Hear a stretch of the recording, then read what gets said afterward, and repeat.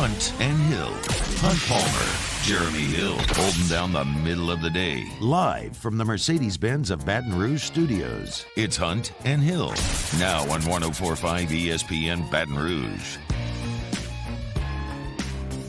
Welcome in, Hunt and Hill, on a Tuesday from the Mercedes-Benz of Baton Rouge studio downtown in the capital city.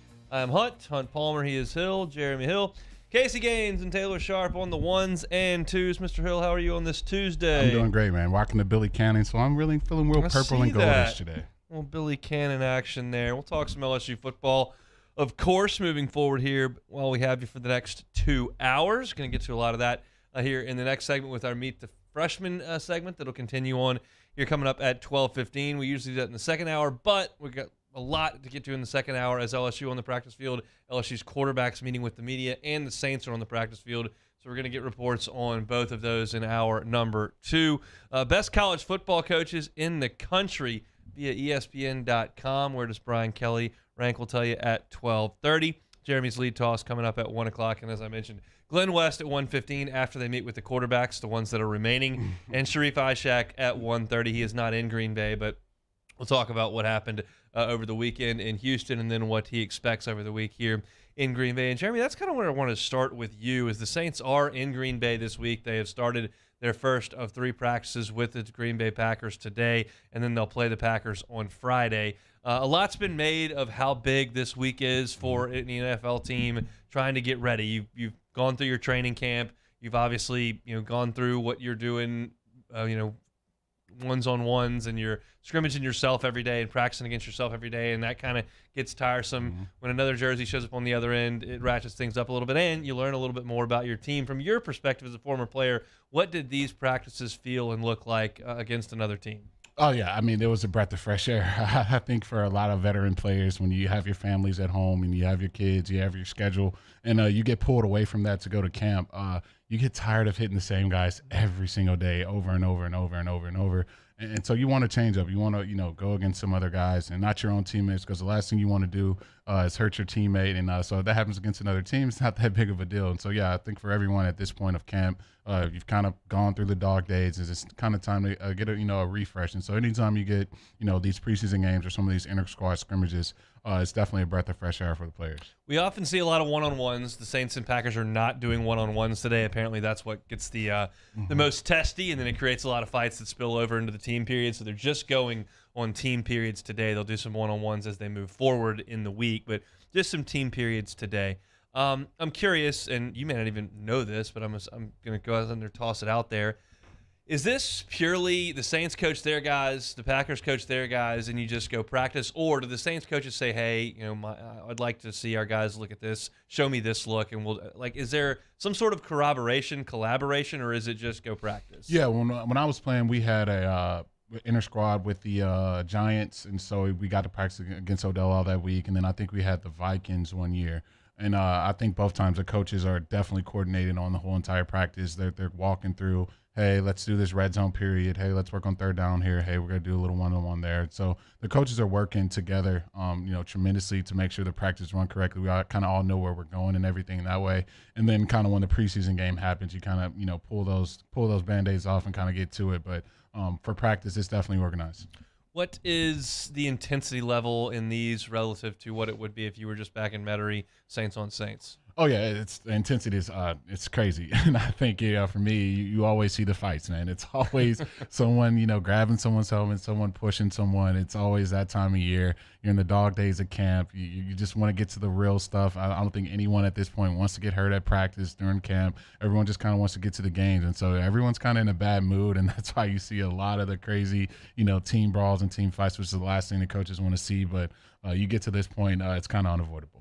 I checked the weather app to see what Green Bay was looking like right now at noon on a Tuesday. It's 71 in Green Bay right now, so I'm sure the Saints players are not in a bad mood. I'm sure they're in a great mood at the moment. Some of the early storylines as they continue to practice right this very second, they are on the practice field. It's in the shadows of Lambeau Field up there in Green Bay. So for perspective, they're just outside of Lambeau. And one thing that showed up, Alvin Kamara, who is man of the people and is often seen on the streets out in New Orleans, rode his bike to practice, which is a Packers tradition. You hop on the bikes and you head over from Lambeau over to the practice field. So Alvin Kamara jumped on and had a kid alongside him, so he was enjoying the little bit of Packers tradition there for Kamara. Jameis did put the pads on today, went through some individual things, Saints on Saints, just some light throwing. Then he took the pads off as the teams came together for practice, so he will miss practice today. But he did put the pads on. I think that's probably a pretty good sign that he's heading in the right direction. Yeah, you definitely want to be getting putting the pads back on. That's always a great sign for players. Normally when you get injured, you get nicked for anything, they bring you through, going through stuff without pads, and then they introduce a helmet, then they introduce the shoulder pads, and then they introduce you to team drills. So it looks like all signs are pointing to Jameis getting back into the lineup. I think they're going to slowly inch him back a little bit more by the day, and then before you know it, he'll be back fully, in team drills. And so I think that's a great sign for the Saints. We'll talk to Sharif later today. We'll talk to Fletcher Mackel, who's up there tomorrow. We'll talk to Luke Johnson on Thursday, who is up there as well. They will give you actual reporting information. I'll just give you a fairly uneducated guess. I would say that they will probably get him involved in practice one way or another over the next 2 days. Certainly, obviously, with the red jersey on, because they can't hit him, it might as well go through some reps, even if they're limited and you got to give Dalton and Book the rest of them. I would think they'd like to give him out there a little bit. And to me, because he missed so much time last year, didn't play in the first preseason game, and may be pretty limited in this one, especially considering that they tackle the quarterbacks in preseason games, I would think his play in preseason game number 3 might be extended far more than any other game 3 NFL starter, because he hasn't played.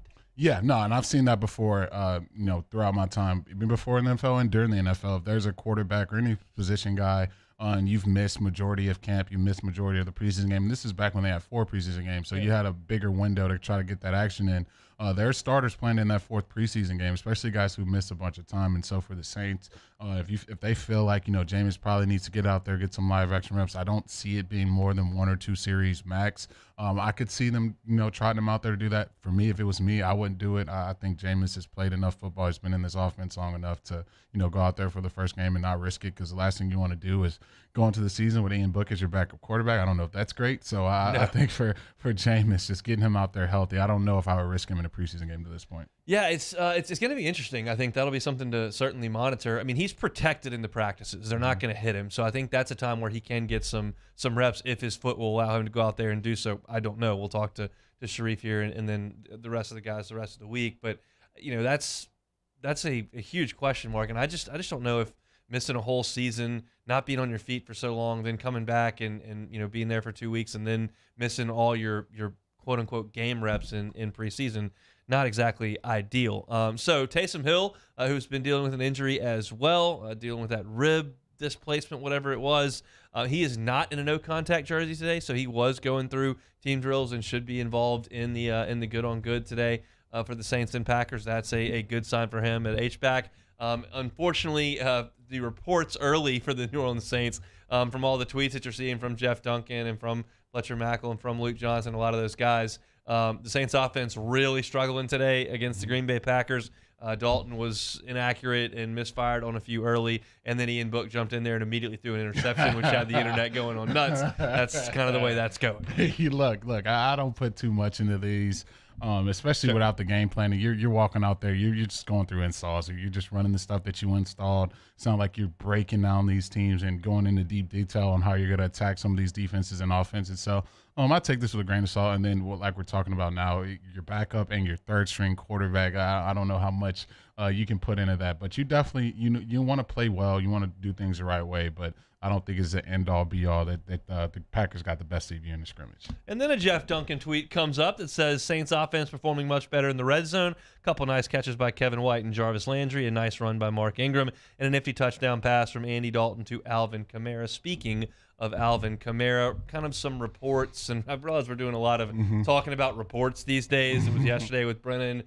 Yesterday, the Alvin Kamara likely not to be suspended this football season. That's a report that's come out there. Certainly not substantiated by anything, but it is a report. It's August. We're talking about a lot of reports. That's just the way that it goes. But I think if you're the Saints, you certainly want to find depth in that running back room. I didn't think it was awesome on Saturday, quite frankly, but you want to find some depth there. But maybe you kind of feel like 41's going to be good to go, and that would be a good thing football-wise. Yeah, and we've seen these things with NFL get super delayed. There's not like there's just some system where they kind of do things by the book. You know exactly how all this stuff is going to play out. I think every situation is unique to itself, and I think for Alvin, you're seeing that right in front of you. I think every Saints fan figured he missed the bulk of this season, and now it's, reports, like we say, they're pointing to him, possibly not being suspended at all for this regular season. So I think for the Saints, that'd be a huge breath of fresh air. Now you don't have to really go sign anyone. I think I feel comfortable with Mark Ingram being that true backup, and then whatever you get from the younger guys, you get from them. But if Alvin Kamara is going to be your starting back for the season, I think you're in a good spot.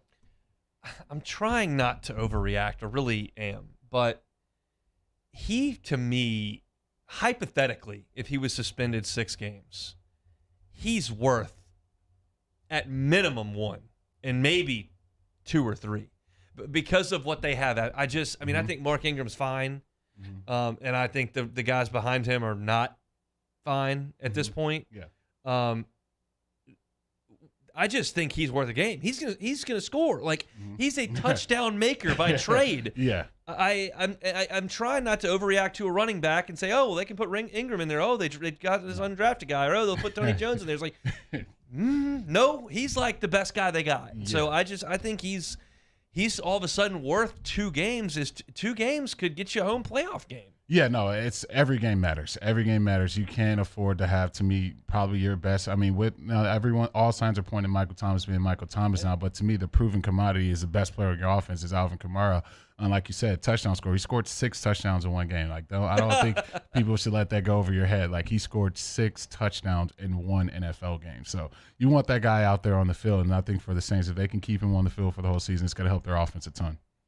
We'll see if that is the case. That is kind of the way the report is leaning from yesterday. So that's a quick look at the way things have gone in Saints-Packers practice today. We'll continue to monitor things on Twitter. If anything were to break, we'll let you know how that goes, and we'll get some thoughts from Sharif coming up at 1:15 or 1:30. I'll have to check that one more time. Sharif will be at 1:30. Glenn West at 1:15. Your 2 reports from the football teams will come in hour number 2. We'll take a timeout. When we come back, Meet the Freshman continues. A 5-star and a 2-star. I'll tell you who those are next. Hunt and Hill. Hunt Palmer and Jeremy Hill.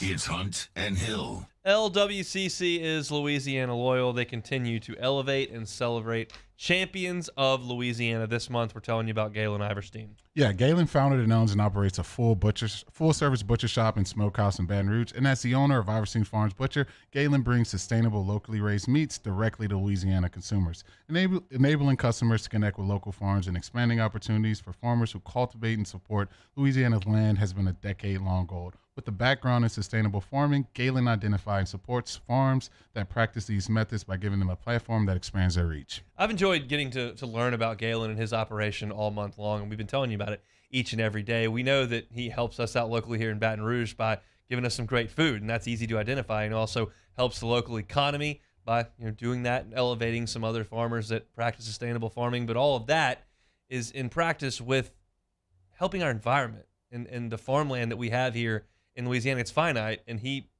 practices that sustainable farming, which is so good for our state here in Louisiana, and that's why LWCC has chosen him as a champion of Louisiana. If you know a champion of Louisiana, whether it's a business, nonprofit, a person who is doing awesome work here in our great state, go to lwcc.com/Louisiana Loyal and nominate them so we can tell their story right here on Hunt and Hill each and every weekday. LWCC, elevating and celebrating champions of Louisiana. LWCC is Louisiana Loyal. Our listeners fire off their opinions on the jimsfirearms.net hotline at 499-1045. Keep listening for your next chance to shoot us your thoughts with the jimsfirearms.net hotline on 1045 ESPN Baton Rouge. There it is, the extra mile, on the border of expected and extraordinary for those willing to go further, like vans customized for work or play, with safety and tech to keep you connected. Supported by a 5-star sales, service, and finance team, and backed by the 1-star you know. So go the extra mile. It's never crowded, because so few have what it takes to go there. Mercedes-Benz Vans.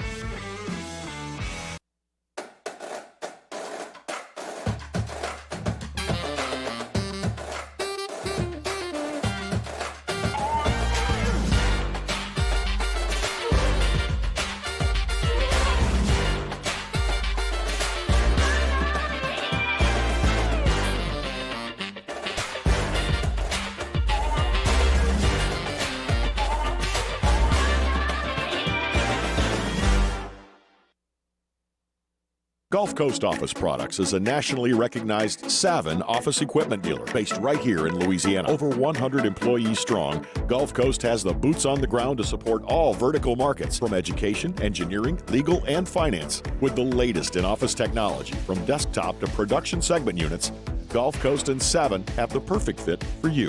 Call 225-756-2644. That's 756-2644 for Gulf Coast Office Products.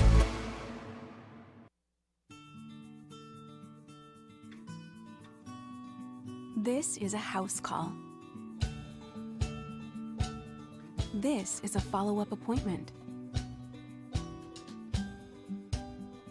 This is a diabetes checkup. This isn't just more convenient care, it's more advanced care. This is innovating healthcare at Louisiana's #1 hospital, Ochsner.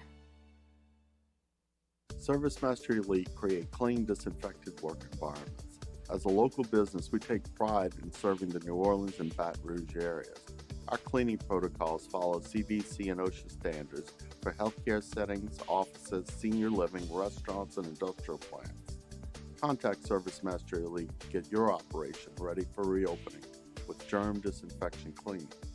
ServiceMaster Elite, the trusted choice in professional cleaning since 1996. It's no secret, the best oysters in Baton Rouge are at Jolie Pearl Oyster Bar. Enjoy mouth-watering South Louisiana flavor and oysters from all over the country. And don't forget our nightly drink specials.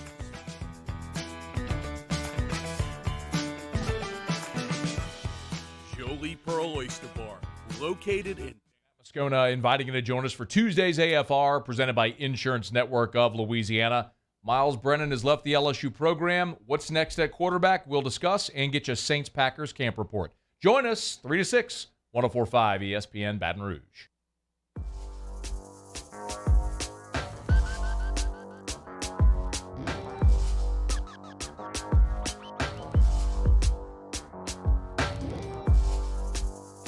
This is Hunt and Hill on 104.5 ESPN Baton Rouge. I'm going to talk a little bit later in this segment about a name you're probably not all that familiar with, that I'm starting to get familiar with. But in practice, we will start with a couple of freshmen. We'll meet the freshmen. Meet the freshmen. Freshmen. Meet the freshmen. They're the newest Tigers on the team. Today's installment, start with Harold Perkins. You probably heard of him. Harold Perkins, 6'3", 220 pounds, from the Houston area. According to the 247 composite, a 5-star player, number 8 nationally, the number 2 linebacker in the country, and the number 2 player in all of Texas. He was first-team All-District and State at linebacker and running back last year. Just a super, super athletic, physical specimen that has come into this LSU football program. He committed to Texas A&M on January the 2nd of 2022. He decommitted 22 days later, so 3 weeks later he decommitted. 4 days after that decommitment, he visited Baton Rouge, and then on the 2nd of February, he decided to commit to LSU. He was an Under Armour All-American. He played basketball in high school. I've heard talent evaluators say he was the best running back in the state of Texas last year, but he is a linebacker for the purposes of his college football career, and those will begin here in Baton Rouge here in a matter of weeks, and we expect him to be on the field fairly quickly. Oh, yeah, definitely. I think anytime you're a 5-star, you're going to get a lot of the buzz when you start putting the pads on and you start getting close to the season. Everyone kind of wants to see what you can bring to the program. And I think for Harold, I think he can definitely be a guy who plays on special teams early on. I would love to see him get some reps at, that stack backer position, but I'm not exactly sure how much they're going to give that to the young freshman. But I think, projecting him out and just watching him in person, he fits them all, man. Big, strong, fast. He fits all 3 of those things, and he does all those things at a high level. And to me, I think he's one of those athletes where if he played running back on this team, he could probably be one of the better running backs on this team too. So he's just a super, super athlete. Can't wait to see him go out there and play, and I think he's going to have some impact early on as a freshman. The profile is eerily similar to Devin White. He's not as thick as Devin White. And I don't know how fast he is. I haven't seen him on a field with other college players before. He looks pretty fast on a high school field. A lot of folks look fast on a high school field, especially when they're going to sign Division I scholarships. So we'll see exactly what the profile looks like in its totality over some time, but it's an exciting profile. I don't think he'll play much linebacker at all against Florida State. However, you got Southern in week 2, you got New Mexico in week 4, and I just think, too often we make this as such an easy step-by-step process of, they'll get on the field against the teams that they beat by 40, and they'll be ready to go by the middle of October. And oftentimes that's not exactly how it works, but I would be disappointed and a little bit surprised if he doesn't play a lot in the second half of those games that LSU's gonna run away with. So I think he factors into the plans this year at some point. It's hard to tell where with anyone in this linebacker room. We thought Micah Baskerville was the most proven commodity in the linebacker room. He's not guaranteed at all to start because they've had a number of guys in there in front of him, whether it's Greg Penn or whether it's Mike Jones or whoever it may be. Perkins. It's a 6-man inside linebacker rotation that not anybody on the outside has a crystal clear vision of what it's going to look like. Yeah, and I think for me, I'm starting to see with this coaching staff fairly quickly on. You look at the left tackle situation, I think they're putting the best player in there. You look at just what happened with Miles, even though he's been here for 6 years, they're putting the best guys out there. So to me, I think if Harrell continues to play well and do his job and, show all the things that made him a 5-star, I think they have shown that they'll put those guys in there that deserve to play. And so I think for him, he has to continue to progress. I think the bigger story is, did Micah Baskerville really digress? Like, what's going on with that? Because I thought he was a plug-and-play guy right into this lineup, a guy who really, walking 200 tackles this season. If he's not going to be starting, that means, whoever you're putting in there in front of him is probably playing at an extremely high level. Whoever that is, I haven't seen it. We'll see, when Florida State rolls around. But, yeah, I got to follow that Baskerville situation because I really thought he'd be a big-time player this season. We shall see. 2 of our Meet the Freshman series for today. 2-star. We signed a 2-star? He's a kicker, and he looks like a pretty good one. Nathan Dibert, kicker from Heartland, Michigan. 5'11", 195-pound left-footed kicker, committed to LSU in June of 2021, back last summer, and never really looked elsewhere, even though there was a coaching change. He was the number 6 kicker in the country by 247, the number 2 kicker in the country by Cole's kicker rankings, for whatever that may be worth. And he looks like he's going to have a real shot to be the kicker on this team and has a chance to be the kickoff specialist as well. Avery Atkins did such a great job with that over the years. And now LSU will have to find somebody that doesn't automatically boom it through the end zone. Well, maybe they do, but Avery Atkins certainly did every single time for 4 years. We'll see what Dibert can do, and I'm more curious as to how it looks when he gets out there in front of 70,000 people and has to split the uprights. Look, probably not going to be blowing the talking heads away, not going to be blowing tiger droppings away, not going to get everyone jumping for joy. But look, kicking is very important, and you want to make sure that facet of the game is taken care of. So I think for Nathan, it's going to be big on him to really come up there, and we've seen kind of kickers get the yips, and that's not a good thing to see. And so that's the last thing you want from your freshman kicker. So, you got blessed to have K. York. We've seen that guy drill just field goal after field goal, deep one after deep one. That's going to be a big facet that you got to fill. And so we'll see if the freshman can come in and do that. And I'm excited to see. It's not many times you get to see a lefty kicker in Baton Rouge. So we'll see what he can bring to the team. If there's one positive here with Nathan Dibert likely taking over the kicking duties, I won't have to mentally check myself to make sure I'm saying the right name between Cole Tracy and Cade York. They're not similar when you write them out, but they're C 4-letter names and they're short last names. And every once in a while, I would find myself thinking, which one is we don't have to do that anymore. Yeah. I'd gladly have that issue if I could bring Cade York back to keep kicking because he's the best we've ever had here in Baton Rouge. But it's been a great 4-year run between those two, and now we probably tossed the keys to a freshman here. I distinctly remember thinking leading up to the Miami game in Jerry World, 100,000 people potentially, biggest, most glitzy stadium in the world. Here comes Cole Tracy out there to kick after coming off of a college that played around a chain link fence. And I was like, I just can't. I wonder how this is going to go. And he was brilliant, and there was no doubt about it. But we'll see how this goes for a youngster in his first game in the Superdome against Florida State on national TV, the only game in town That's when you learn. You don't learn a ton in August from those guys. You know what they can do, but we'll see what they do when the lights are the brightest. So that's our Meet the Freshman installment for today. We'll do that 2 a day until we run out of the 15. 4 down now after a couple days of doing it. I wanted to continue in this segment, though, because the last few camps, there's always a ton of chatter around training camp, and there's always the media goes and sees this, and what's the quarterback doing, and what's this freshman going to do, and we worry about this guy's going to develop, and he looks really good, he's put on 10 pounds, and there's all this chatter around, and sometimes there's a name that pops up that we just don't expect in any way, and Jack Mashburn was that way a little bit, and then certainly last year, and we can't be proven correct, but it became accepted towards the end of camp and into the UCLA game that Jared Small was going to be a big piece of that defense. He wasn't a scholarship player. He was a walk-on. He's undersized. I said a million times, when you go out to practice and you look, you notice him because he's so much smaller than everyone else standing around him. But there was a growing sense that he was going to play a lot before he tore his knee up and then missed the entire season. Colby Richardson's name keeps popping up. And when we were at practice last week, he was working on the outside a lot. Now, again, I came on set and said, if you try to go exactly who ones and twos are on the defensive side, it's probably a little bit of a fool's errand because they were constantly rotating guys so quickly. You couldn't necessarily tell. But I'm telling you, 22 was out there a lot, and I'd never heard of him. So I went and looked it up. He's a McNeese transfer. He's an older player, and he's out there a lot. And the players are starting to talk about him, and the coaches have mentioned him, and he's continued to be out there when the media goes out there.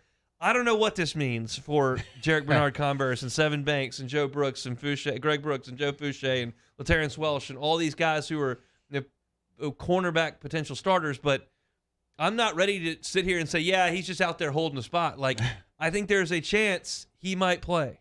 Look, I'll be the first to tell you, I've seen guys come from big schools, small schools. If you can play football, you can play football. But I don't know. To me, it seems like a cause for concern when the McNeese guy is coming into LSU. I don't disagree with that at all. And playing on the outside, to me, one of the probably right behind quarterback, the toughest position to play in football, and that's cornerback on the outside guarding all these athletes. And I mean, if he's playing ball, and I think the one thing that makes me, I guess, sleep a little better with this whole thing is that he has been in college football that long, and so he's a grad transfer. Yeah, so he has. It's not like he's a freshman from McNeese coming over here and taking over the room. So I guess that's the only thing I can point to. But if the kid can play, I'll be ready to tip my cap to him because it's DBU, and if you found another guy, from the boom stacks, I think you got to try them out there and play. But I don't know if I love him from first hearing it. Look, the point of mentioning this is not to say he can or he can't play, or he can or he will or he won't start, or Sevin Banks isn't ready, or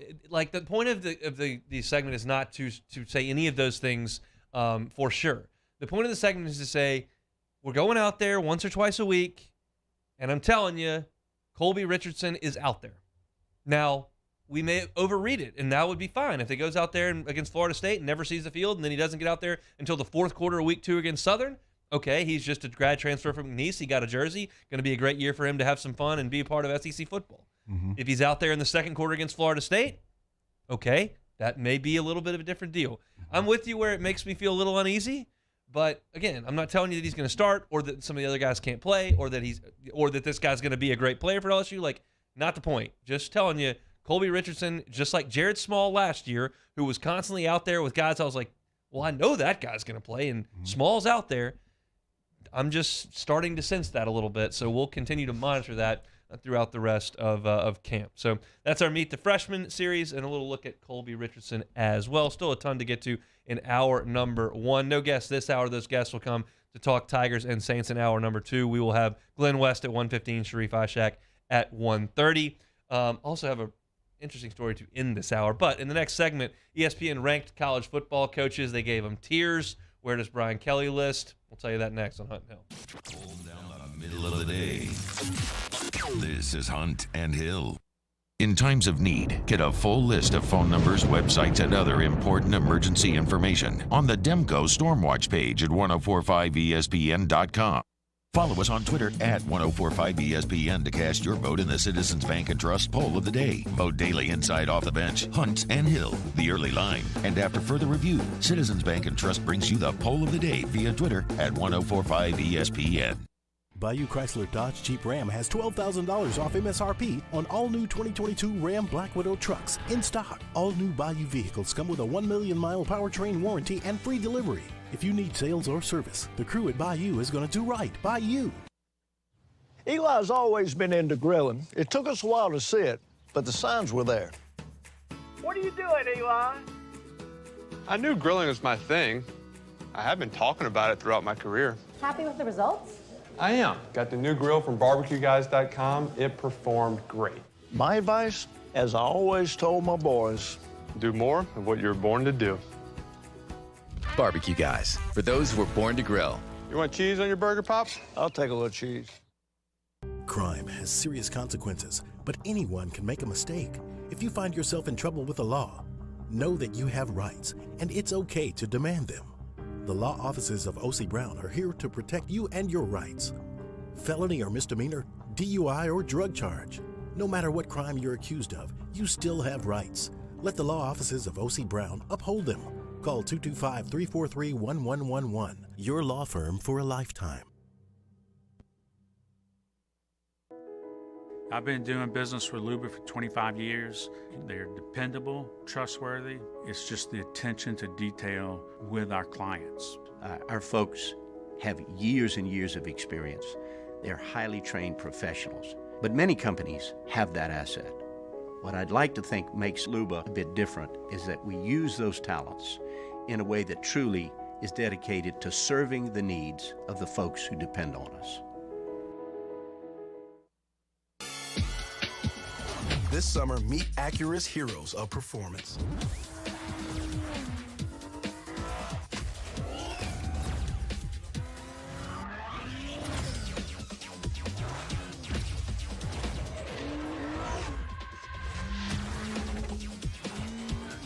Only available at the Acura Summer of Performance. This summer, visit your local Acura dealer for attractive offers on the MDX.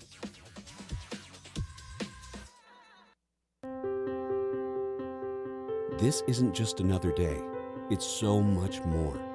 Kelly's life was put on hold when her auctioneer primary care doctor discovered a rare blood disorder. Her doctor connected her to an auctioneer care team of cancer, heart, and kidney specialists. With multiple primary care locations around Baton Rouge, same-day appointments, and online scheduling, we're relentless about keeping you healthy. Auctioneer Baton Rouge, innovating healthcare for Kelly. Are you a licensed contractor? There's lots of good contractors in Louisiana doing work the right way, but unfortunately, too many unlicensed contractors are working outside the licensing requirements. Working as a contractor in Louisiana requires a license for the company doing the work. The Louisiana State Licensing Board for Contractors wants to help you get licensed to allow you to conduct work legally. It's not difficult to get the license. We can help you. Go to lacontractor.org for more information. Licensed contractors, it's the law. Gulf Coast Office Products is a nationally recognized Savin office equipment dealer based right here in Louisiana. Over 100 employees strong, Gulf Coast has the boots on the ground to support all vertical markets from education, engineering, legal, and finance. With the latest in office technology from desktop to production segment units, Gulf Coast and Savin have the perfect fit for you. Call 225-756-2644. That's 756-2644. Jimmy out and Mike Delicano for the Tuesday evening edition of Game Time, presented by Bet Rivers. We're at Mike Anderson's on Lee, just off of Nicholson. Game Time presented by Bet Rivers, 6 to 8 p.m. on 104.5 ESPN Baton Rouge.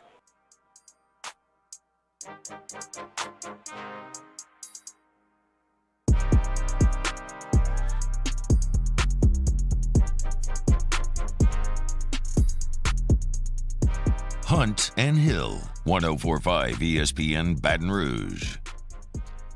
All right, ESPN.com ranking the best college football coaches from national contenders to overachievers.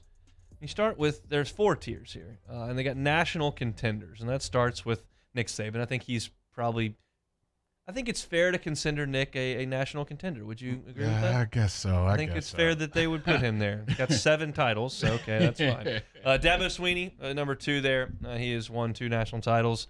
7 conference titles there. Kirby Smart has got a national title to his name now. I think those guys are firmly there as national contenders. Lincoln Riley, they have as a national contender. He's won 4 conference titles, never a national title. Do you find him as a national contender out at USC? I mean, only because the Pac-12 it's not much going on out there. So, with the quarterback and what they have on offense, they don't even have to play defense. I feel like, Utah is going to have a pulse, and I think Oregon's going to have a pulse, but you find a way to split those games. You're going to be right in it. You have the name, so if you have one loss, I think everyone's going to want to see USC in the CFB playoff. So I guess, yes, I guess. So those are your top 4. At number 5, Brian Kelly, LSU. 3 conference titles, 2 in the Big East, 1 in the MAC. Did not win any conference titles at Notre Dame, but has never, of course, won a national title. And the write-up here says, Kelly was always upfront about how national championships are the only goal that matters at Notre Dame. While he didn't win one, he guided the Irish to their most consistently successful stretch since Lou Holtz. Notre Dame made 2 CFP appearances, finished as the national runner-up in 2012, and won 54 games with 5 AP top 12 finishes in Kelly's final 5 seasons there. Kelly also recorded a top 4 finish in Cincinnati. He's won everywhere he's ever been, and anything less than a national title at LSU will be a major disappointment for Kelly. I bring this article up to continue to hammer home what has been almost a consensus nationally, that Brian Kelly is a phenomenal football coach that should do great things at LSU. I think when we were breaking down this hire, when it happened, you want to look at it from every angle, and the win totals go nuts, and the national relevance and the consistency are all there. And the one issue was, man, they get on the biggest stage and it doesn't go very well. Mm-hmm. That's been the MO at Notre Dame. Mm-hmm. The question is it that way because his coaching wasn't up to par in those games? Because his talent wasn't up to par in those games? Was that because he didn't recruit the best talent? Or because he couldn't because of the academic restrictions or the geographical restrictions of Notre Dame? We'll find out, I guess, over the next 5 or 6 years. Yeah. But it continues the theme that he is at the top of the top with the best coaches in the country by just about everybody who ranks these things. Yeah, I think anytime you get to 2 national titles, and I think we've seen over these past 2 seasons, it's not easy to just walk out there and win football games. And so for him being the all-time winningest coach in Notre Dame history, I think that's something you can't go overlooked. And I know a lot of people, especially here in Baton Rouge, are going to say they're playing a cupcake schedule. They're not playing anybody. They don't even have a conference. But to me, to recruit with the recruiting restrictions you have and to continue to be competitive year in and year out, I think that's something that you have to give credit for. And so to me, I definitely look at Coach Kelly as one of the top coaches in this country. And I think just in his short time in Baton Rouge, he's already shown that in what he's done in recruiting. So, yeah, I believe that. So 6 through 10 here in this national contenders category. Ryan Day at Ohio State, I got no issue with that. Jimbo Fisher at A&M. Look, he's got a national title to his credit. He went 9-1 a couple of years ago. Can we poke holes in A&M's history and record books? Sure. If you want to knock him down a rung, I'm not going to complain about it. I think he fits in okay there as long as you've got this massive list. Jim Harbaugh at Michigan, I start to draw the line there. James Franklin at Penn State, no chance I'm putting him in there. And Luke Fickell at Cincinnati. Sorry, that's a nice team you had last year and done a good job at Cincinnati, no doubt. And I think he could very likely do a really good job at a Power 5 place that has championship aspirations. But I'm not putting you in the same category as some of these guys when you're beating up a bunch of teams in the American. That's not going to be where I'm going to give a bunch of credit. So to me, you lose a lot of steam there in this category when you get to Harbaugh, Franklin, and Fickell. And again, Franklin did a magical job at Vanderbilt, but I haven't seen anything that's going to move the needle too much for me at Penn State other than to say he's a good football coach who recruits some good players and has some pretty good teams. But anything towards championship level, I mean, look, the guy has been a head coach, for 11 years. He's won the conference 1 time. I'm not doing backflips. Yeah, no, I think it's a rare air and rare territory. I think, especially when you start talking about championships, when you talk about winning it all. And I think, you see teams win it every year. So you're just like, oh, yeah, it's anybody can do that. Well, no, it's not that easy. These coaches work tirelessly year round. It's almost, 365, 24/7. With the way things are shaping up now. I know there's some dead periods in there, but to me, this thing feels year round. So you're constantly recruiting, you're constantly working, you're constantly trying to get it done. And so to me, there always has to be that S tier, that tier that's really, really hard to attain. I think really there's maybe only 5 or 6 coaches in the whole country that should be in that tier, and that's coaches that you feel like their team, if they're coached by this coach, they have a chance to win the national championship year in and year out. And I just think those coaches you said, Fickell, Franklin, I just don't think they're there. Any list that has James Franklin and Nick Saban in the same tier, I'm just going to laugh at it, quite frankly. Like, that's not. Yeah. And I realize that you should really just put a Saban tier and leave him there and then try to rank the rest of the guys. Yeah. But, I mean, come on now. Luke Fickell and James Franklin in the Nick Saban tier? I don't think so. And then I think I get a little bit more because look, Penn State's 10-11 is 8-10 over the last 2 years in the Big Ten. That's not very good. That's 2 games under 500, obviously. Yeah. And then you got the next tier, next up.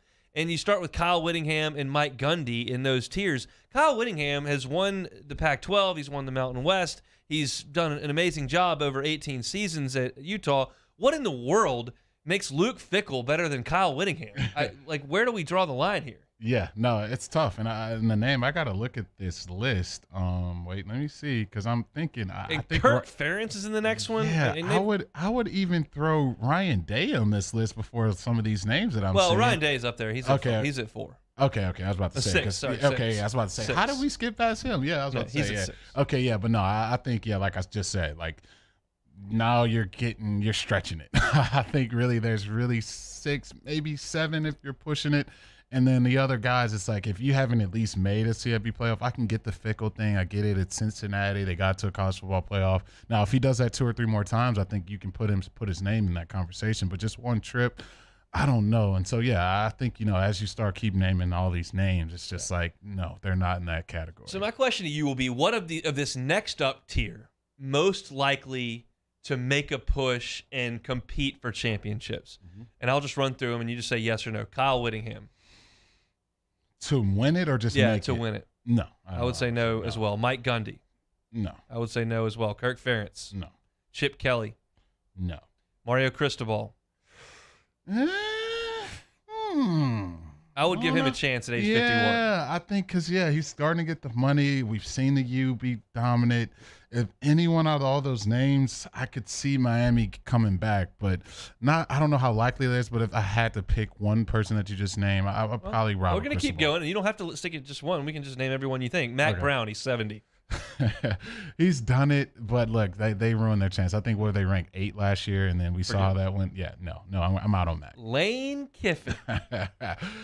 If he's still at Ole Miss, I'm out. Just in general, totality. He's 47. Yeah, I believe in Lane. I think if we saw what he did with the Alabama offense, they were very difficult to stop. If you give him those type of athletes, he's got to run it. And that's it with your favorite quarterback out there. You have boy Hurts out there running the show. So, I believe in Lane. I think he can win a national championship. David Shaw. I would say he started out so good. He started out so high. I would say David Shaw has a better chance to win a Super Bowl than a national championship. I could see that. I mean, you look into the start of his coaching career. They're right there up there with anybody. I mean, they were ranked in the top 10 every single year, and then you just kind of saw them take that huge step back. And what I've seen with college football, it's really, really hard to attain it again. Like once you're flying high and you're up there, you're in a good spot. But once it kind of falls off, there's so many programs, so many coaching changes. It's really hard to attain that again. So if you would ask me this probably 5 or 6 years ago, I'd jump on that horse. But right now, I don't see it. Well, I think the most likely thing is that he stays there. They're 11-19 since the 2019 season. The bloom's off the rose there to an extent. And to win 3 conference titles at Stanford shouldn't be poo-pooed in any fashion ever. Mm-hmm. I never thought when his name was popping up for big-time SEC jobs, it just didn't feel right to me. Mm-hmm. That's just kind of the way I always saw it. I thought he would get a shot with an NFL team. It seems like he would interview so well. Mm-hmm. You feel like Stanford kind of runs more like a professional organization. It just never really happened, and now I think he's probably stuck there at Stanford. Paul Chryst at Wisconsin. That glass ceiling for Wisconsin, they knock their head on it all the time, and they never bust through it. Yeah, you know what they remind me of? They kind of remind me of like a Kentucky of the Big Ten. It's like, they'll win a bunch of games, but, they'll probably lose 3 or 4 every year, and it's like, I think they're a little better than that, although Kentucky isn't making their case. But Kalani Sitake at BYU, I don't necessarily see that. And then the last list, and we'll make this pretty brief here, that I thought was interesting, most likely of these guys to kind of make a big push later in their career. Mike Leach at Mississippi State, he's 61. Oh, man. Pat Fitzgerald, Northwestern, 47. I actually like Pat. I don't know if he could do it at Northwestern, but I think if you give him a Power 5 team, I like him as a coach, but I just think Northwestern, it's hard to win. In their 16 years, I just don't think he's leaving. Matt Campbell, Iowa State, always gets brought up. Yeah. No, I'm not on that. And then the last one that I'm actually interested in as I kind of scroll through, well, there's two more I'm interested in because of their ties to the SEC. Mark Stoops. It's hard to fight against that, what he's doing at Kentucky.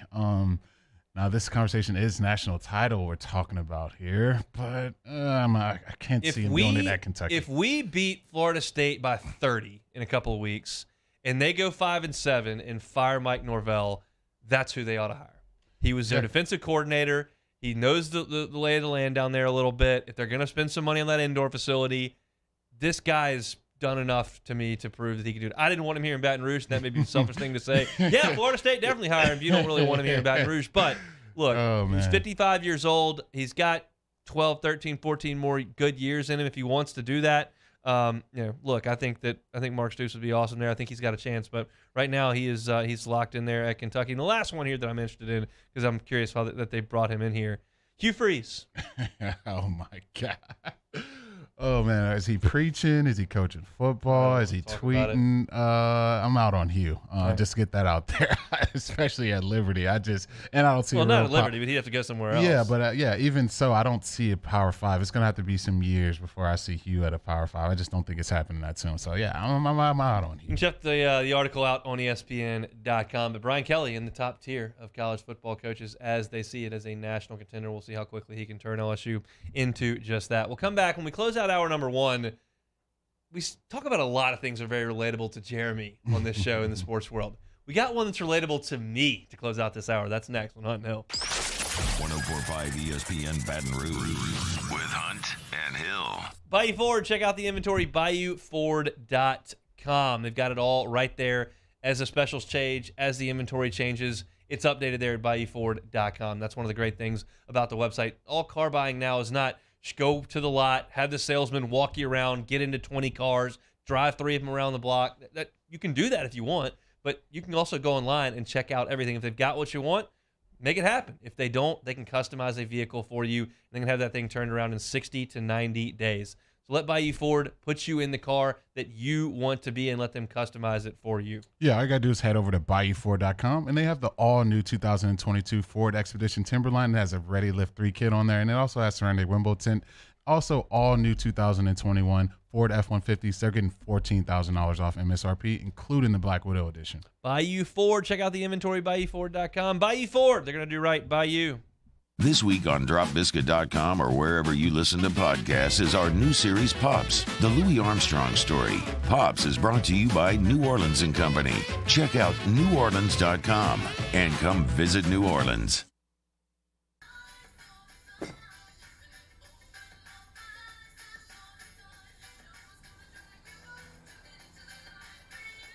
Miller Lite has more taste and only 1 more calorie than Michelob Ultra.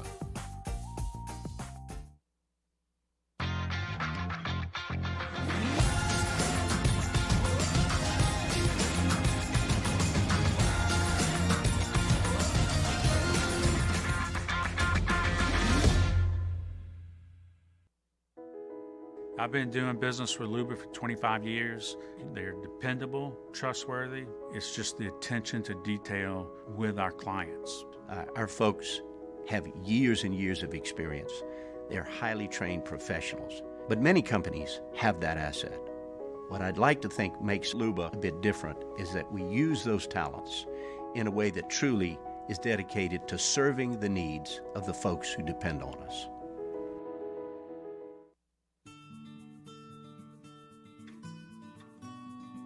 This is a house call. This is a follow-up appointment. This is a diabetes checkup. This isn't just more convenient care, it's more advanced care.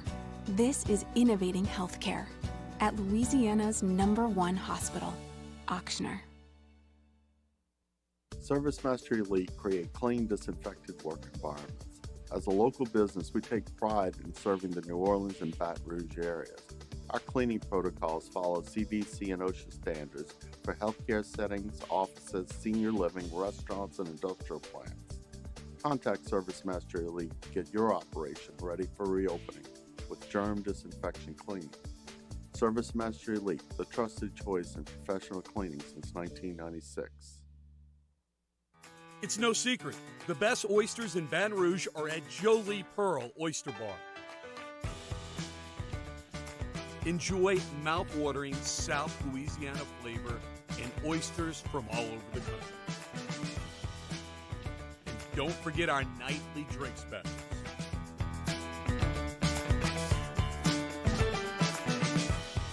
Jolie Pearl Oyster Bar, located in downtown Baton Rouge. Eli's always been into grilling. It took us a while to see it, but the signs were there. What are you doing, Eli? I knew grilling was my thing. I have been talking about it throughout my career. Happy with the results? I am. Got the new grill from barbecueguys.com. It performed great. My advice, as I always told my boys, do more of what you're born to do. Barbecue Guys. For those on Wednesdays off the bench, our guy Matt Flynn makes his glorious return to OTB for some flustering, do a brand new Would You Rather Wednesday, plus other sports, life, and pop culture. Off the bench, 7 to 10 a.m., 104.5 ESPN.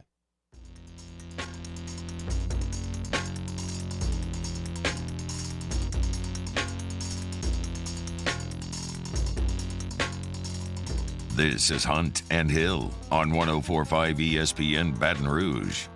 So I teased entering this segment that we talk about a lot of things that Jeremy can relate to. He's a professional athlete, and we don't talk about very much that I can relate to. This, though, we can. Ole Miss is a little light in the punting department. I can't punt, but I can relate to the rest of this.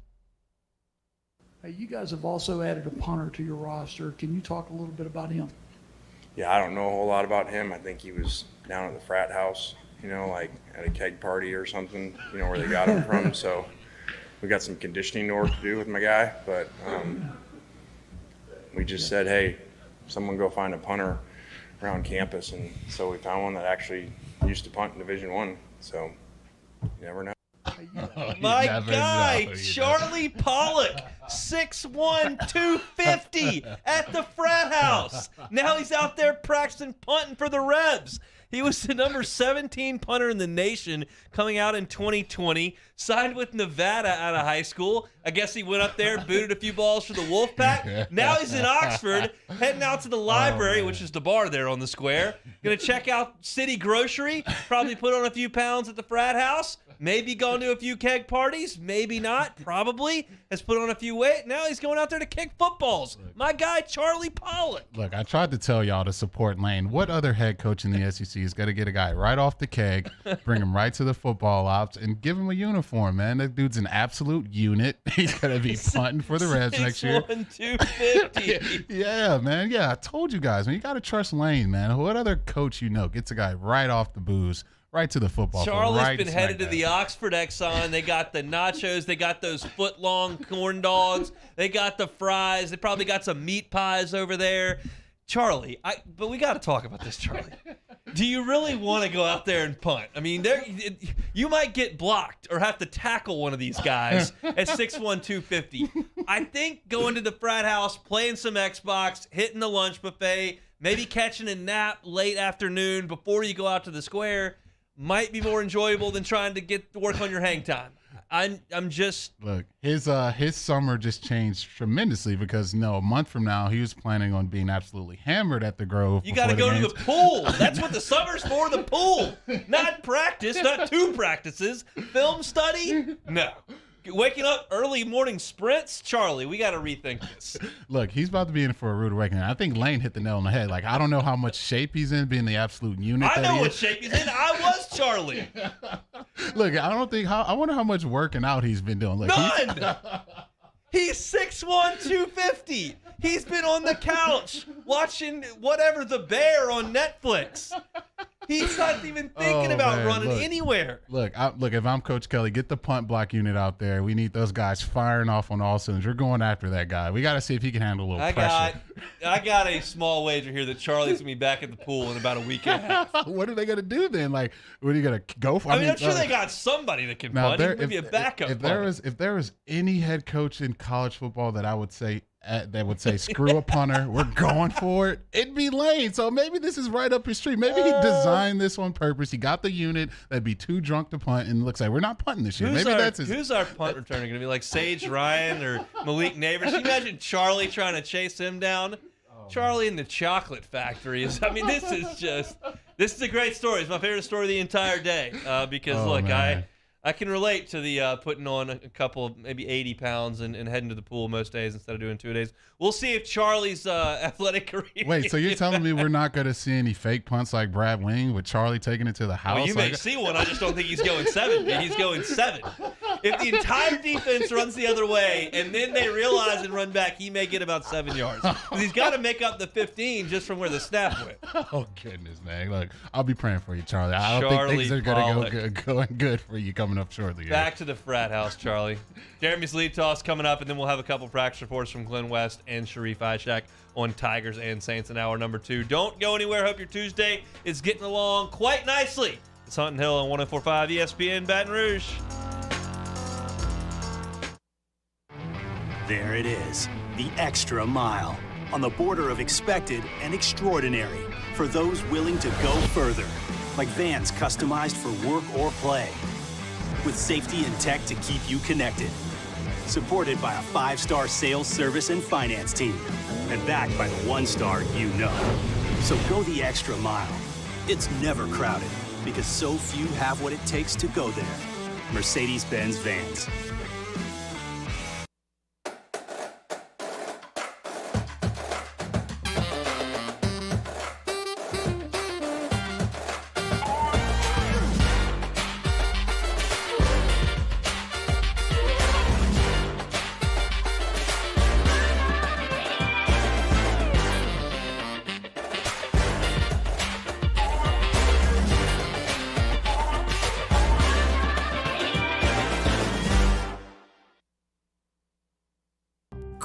Serious consequences, but anyone can make a mistake.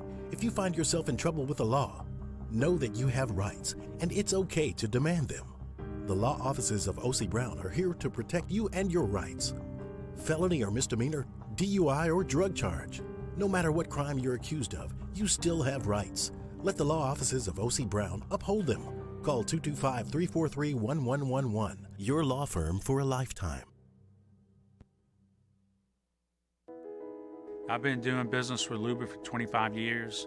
They're dependable, trustworthy. It's just the attention to detail with our clients. Our folks have years and years of experience. They're highly trained professionals, but many companies have that asset.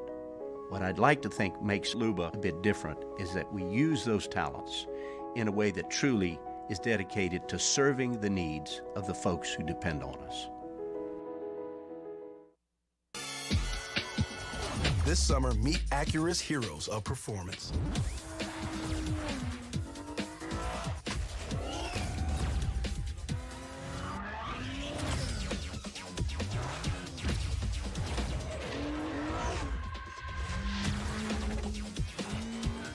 Only available at the Acura Summer of Performance. This summer, visit your local Acura dealer for attractive offers on the MDX.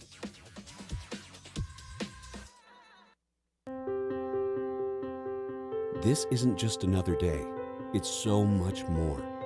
Kelly's life was put on hold when her auctioneer primary care doctor discovered a rare blood disorder. Her doctor connected her to an auctioneer care team of cancer, heart, and kidney specialists. With multiple primary care locations around Baton Rouge, same-day appointments, and online scheduling, we're relentless about keeping you healthy.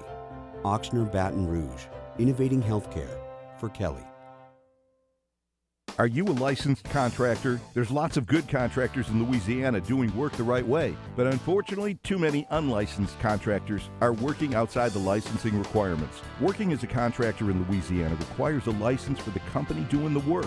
The Louisiana State Licensing Board for Contractors wants to help you get licensed to allow you to conduct work legally. It's not difficult to get the license. We can help you. Go to lacontractor.org for more information.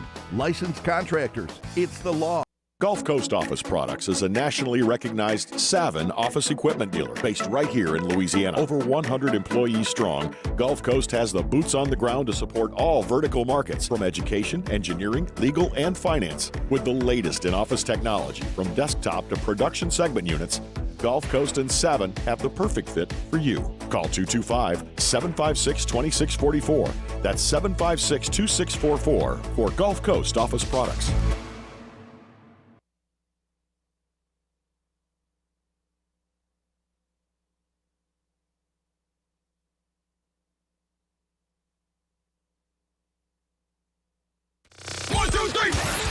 Hunt and Hill. Hunt Palmer, Jeremy Hill, holding down the middle of the day. Live from the Mercedes-Benz of Baton Rouge studio, it's Hunt and Hill.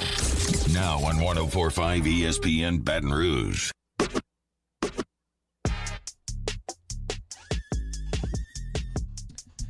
Hour 2, Hunt and Hill here on a Tuesday. Looking for something to do tonight. Pluckers Sports Trivia. Nicholson location, 8:30, 5 rounds, live action trivia. You can win Pluckers gift cards, have some delicious food, some cold drinks. I'll be there at 8:30. We'll be going until just before 10 o'clock tonight. So if you're looking for something to do this evening, come on out. Loaded hour number 2. Can't wait to dive into it.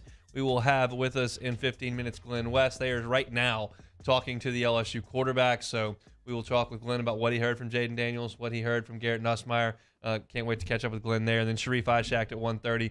Talking Saints, we'll react to what we saw in the game against Houston and what the reports have been from today up there in Green Bay as the Saints and Packers have had their first joint practice of 3 that will lead up to a preseason game on Friday. But as it is every single day, the beginning of the second hour, Jeremy's lead toss. The lead toss.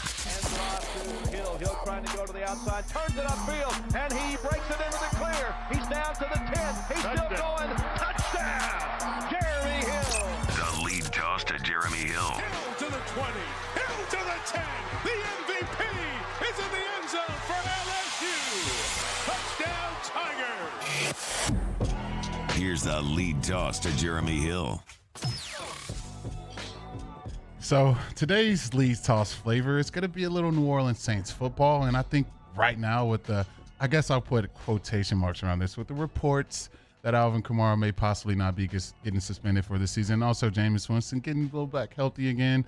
I thought it'd be a great time to kind of run through the Saints schedule and kind of give an outlook on where I think they're going to end up in the win-loss column. And so for the Saints, obviously you're in the NFC South.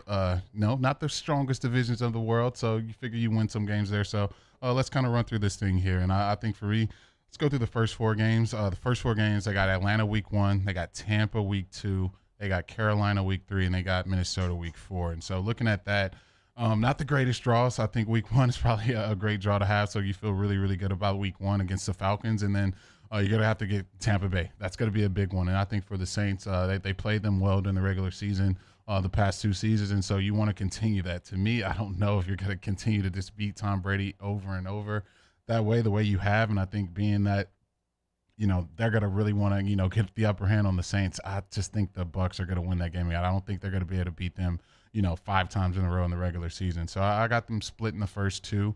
And then you go to Carolina in week 3. Looking at their quarterback situation, I know my boy Taylor Sharp loves him some Baker Mayfield, but I don't think he's going to be that guy. And so I got them beating the Carolina Panthers in week 3. And I think week 4 is going to be a big, tough game. We know what the Vikings did, with Kirk Cousins coming to town in the playoffs, leaving a bad taste in every Saints fan's mouth. But I actually like the Saints in this one at home. I think, getting back home after that Carolina road trip, I think the Saints can beat the Vikings in that game. So I got them going 3-1 for their first 4. How do you think they pair out after that? I think that's fair. I don't think anything of the Falcons in week 1. I think you're in really good shape to win that game, assuming that the Jameis is healthy and is going to give you everything, which I think we'll learn more about that in the next few days.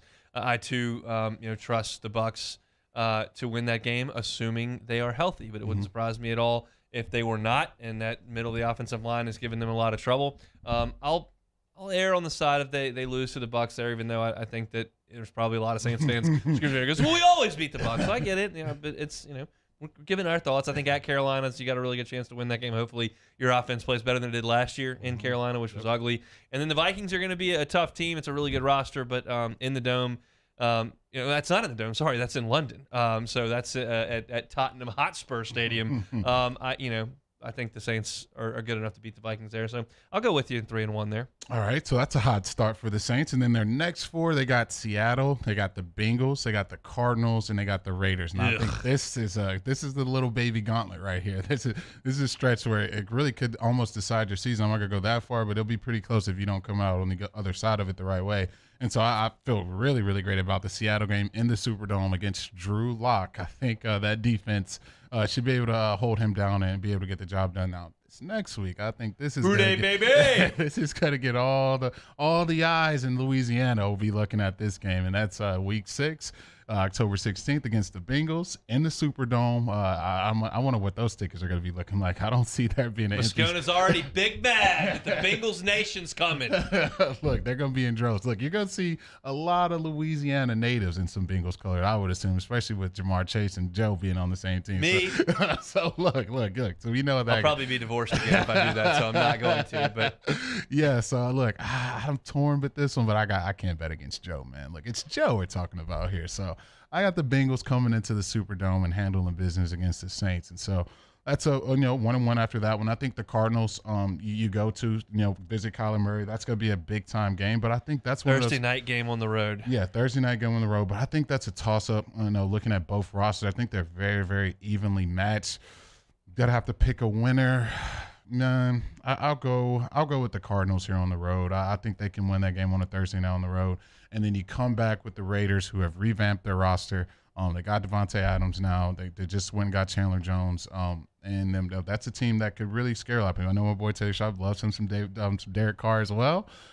I'm going to go with the Saints here. I think the Saints win at home against the Raiders. I think what I've seen from Carr is that he'll beat a team he has no business beating, and then some weeks, he just won't play to that level, and they somehow find a way to lose. So I got the Saints going 2-2 in this next 4-game stretch, and I think that will bring their record to 5-3.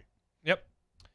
And I'm I think that Vegas game's going to be really tough at home. I like that team. I like Carr. I love that they brought in Devontae Adams, as you mentioned. I love Waller. I think there's just a lot of weapons there, and it's not a team that's gotten a ton of recognition. Of course, they were a playoff team last year. I think that's going to be a tough game to win. I think it's going to be tough to go to Arizona and win. Seattle, I love their chances again. So you're going to be treading water here to an extent, as you mentioned, through the middle half of the season. And right there, as you get that home game against the Raiders, then you've got a long week going into week 9 for Monday Night Football against the Ravens in the Dome. Yeah, and I talked about that gauntlet. I think these next, so we'll do 5 games for this one so we can just end it with 4. But this 5-game stretch right here, this is going to be brutal. This is the one that's going to make or break the Saints season, because you got the Ravens in week 9, you got the Steelers in week 10, you got the Rams in week 11, and then you got the Niners in week 12, and then you follow that up with Tampa Bay on the road. And so this 5-game stretch is going to be brutal. You do get the Ravens at home. It just depends on what Lamar you're going to get. If Lamar's pulling down his legs, there's nothing you can do about it. You got to contain that guy. He can go nuclear any given Sunday. So that's one. I'm going to take the Ravens in that one. I think that brings them to 5-4. Yep. Then next week, I feel good about the Steelers. I know their defense has on the road, short week. Yeah, but it's your boy playing quarterback, man. It's your boy Money Making Mitch, man. It's your boy Money Making Mitch, man. So I think the Saints defense will do the job against Money Making Mitch. And then if you're putting a rookie quarterback in, the Saints just eat rookie quarterbacks alive, especially that defense. And so I know the Steelers have a tough defense, but I just like the Saints in that game against those quarterbacks. And then The Rams, I know a lot of Saints fans are going to want a little revenge here, but I don't think it's going to be Jared Goff you're going against anymore. It's Matt Stafford, and they're coming off a Super Bowl title. So I know it's at home, and I know a lot of Saints fans are going to have the boo birds out for the Rams, but I think the Rams win that game on the road in New Orleans. So what does that bring to 6-5? 6-5. 6-5. Okay, and so now you got the Niners and the Bucks on the road. Man, I talk about it. It's a gauntlet, man. I'm trying to help you Saints fans out, trying to give y'all some wins here. But look, man, this doesn't sound like it. It doesn't look good for y'all. Got Trey Lance. I think that would be the Saints' best chance. That's the first year starter. Really make him have a bad day. But I just know Shanahan, man. He's going to run the crap out of the ball. He's not going to really try to put the ball in harm's way. On the road, do I think Jameis can go against that defense on the road and win? No. So I think the Niners win at home in Week 12. So what are they, 6-6 now? That's 6-6. All right, and now, Saints fan, you probably like to hear this. The Bucks. I think you beat the Bucks on the road. Monday Night Football. Yeah, I think you split with the Bucks this season. I don't think you sweep them again, so I think you split them. And so I think they won around. I know it's still going to be a tough game. It's going to be the latter half of the season, so I would assume that old Bucks team is probably going to be a little banged up there, so that'd be a good chance for the Saints to go into Raymond James and nick them. So I got the Saints winning Week 13 at the Bucks. And you got a bye week after that. Now you got a bye week, refresh, which I always love, the end of the season bye weeks. There's nothing worse than a Week 2 or Week 3 bye week. It's the absolute worst. So Saints get a late one. And so then you follow that up with the Falcons. We shouldn't even have to go into detail with that. I think the Saints will win that game. And then you finish the season with the Browns, the Eagles, and the Panthers. And I think, those are going to be some tough games. I think we don't know who the Browns quarterback is going to be in Week 16. You don't know who the Browns quarterback. I think even if it is Deshaun, it's going to be a very, very cold game up there. Playing there in December is always Christmas brutal. Eve? Yeah, Christmas Eve up there.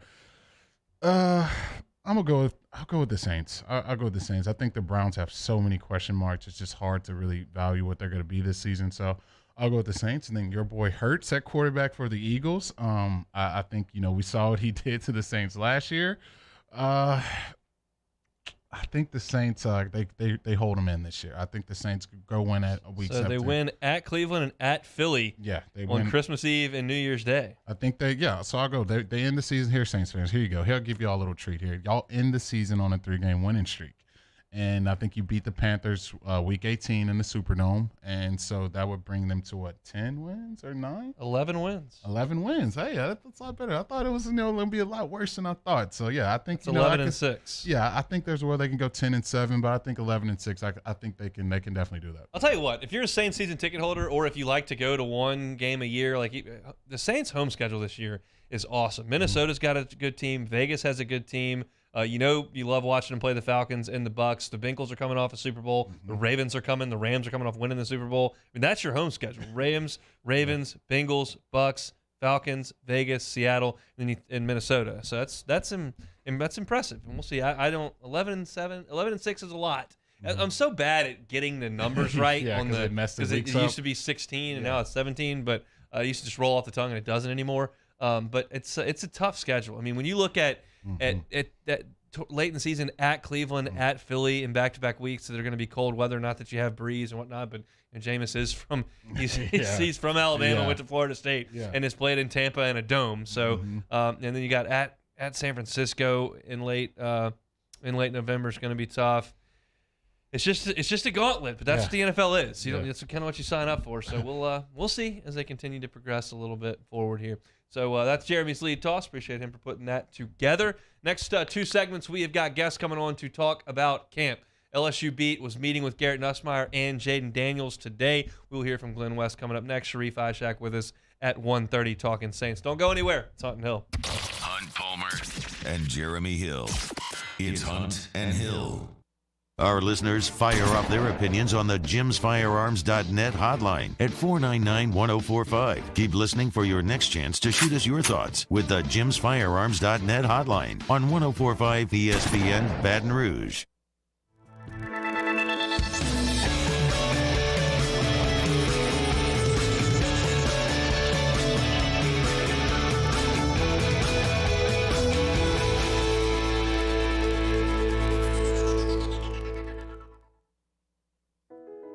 I've been doing business with Luba for 25 years.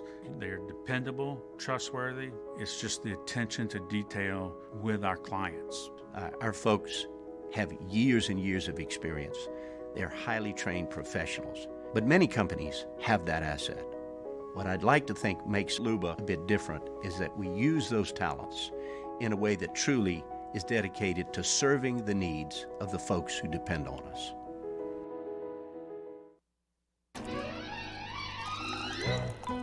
Le posso offrire un caffè? Andiamo insieme da me, non c'è. Call Mr. Electric today for electrical repairs, upgrades, and installations.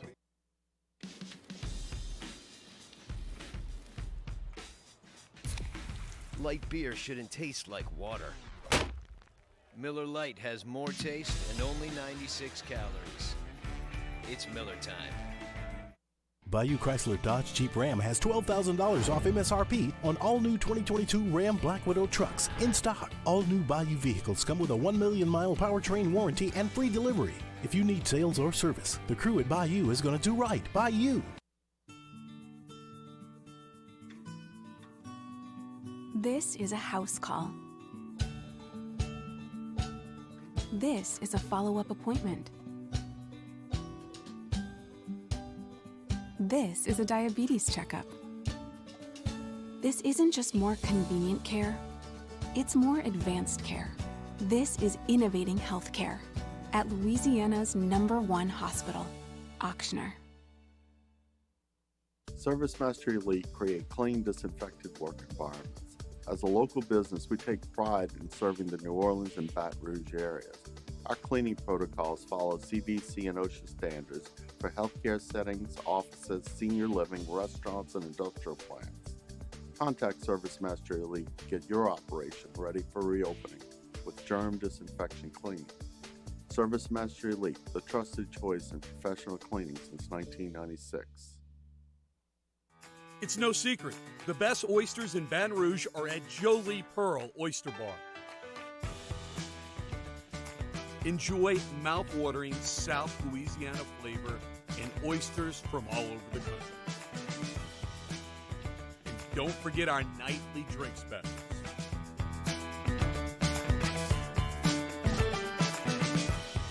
Jolie Pearl Oyster Bar, located in downtown Baton Rouge. Eli's always been into grilling. It took us a while to see it, but the signs were there. What are you doing, Eli? I knew grilling was my thing. I have been talking about it throughout my career. Happy with the results? I am. Got the new grill from barbecueguys.com. It performed great. My advice, as I always told my boys, do more of what you were born to do. Barbecue Guys, for those who were born to grill. You want cheese on your burger, Pops? I'll take a little cheese.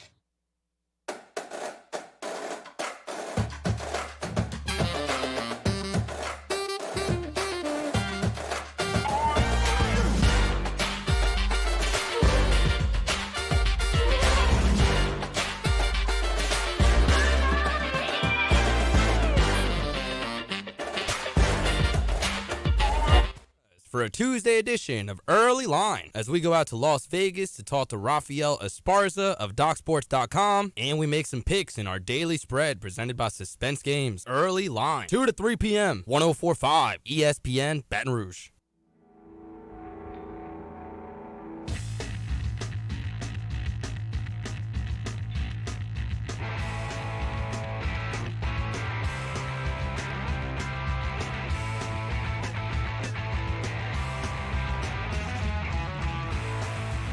This is Hunt and Hill on 104.5 ESPN Baton Rouge. Garrett Nussmeier and Jaden Daniels, the two veterans, fighting it out for LSU's quarterbacking duties. Miles Brennan exited stage left yesterday. Those two quarterbacks that remain met with the media today. Glenn West was there. He is, of course, of 247. He joins us now. Glenn, thanks for the time. How are you, man? Hey, guys. Doing great. How are you? Doing quite well. Your reaction to Miles Brennan, one, not being at practice yesterday, and then two, the announcement that came shortly thereafter. Yeah, I think kind of when the media walked out there and there was no number 15 out there, you kind of got a sense that this was probably the trajectory that it was going. We hadn't really heard if there was any injuries with Miles, and so I think it was probably an expectation, especially after getting to watch last week and kind of the full practice, and it was pretty much Daniels getting 90% of the first team reps when, with Nussmeier out. So you had to kind of figure if Miles was really in consideration for that first team job, he would have gotten a few more, reps last week. And so, obviously it kind of brings to a close a really whirlwind career. I think it's a very unique career in terms of LSU football players, because really throughout his career, Miles never did anything wrong. I mean, he stuck with it when he played well, and he kind of showed some real perseverance over the last several years through all the injuries. So I do think that there's a legacy behind just kind of sticking with it and giving this program everything he had, despite not obviously getting that ultimate goal that he wanted. I haven't been out to every practice, but I have seen a lot of video and have been out there, and I see a lot of moving pocket drills for the quarterbacks, and certainly that's not Miles' strength, and the other guys move a little bit better than him. Do you think there was an element to this that he just wasn't quite a fit for what Brian Kelly and Mike Denbrock want to do? Yeah, I think mobility is going to play huge into this offense. And, I don't think it's to say that Miles wasn't mobile. I think it was probably just that he wasn't near as mobile as the guys like Nussmeier and the Daniels of the world, because I do think there's going to be a really strong element to this offense of, being able to scramble, getting out and making some plays downfield when things kind of break up, with the receivers downfield. So I think kind of Nussmeier and Daniels give you your best shot at being able to extend plays and move the sticks in those kinds of situations. Been hearing a lot of Colby Richardson buzz at the cornerback position. Do you think that's more of an indictment to the guys that we have on the roster, or more of a good thing for the team that a guy can, that's a graduate transfer, can really come in and make some impact?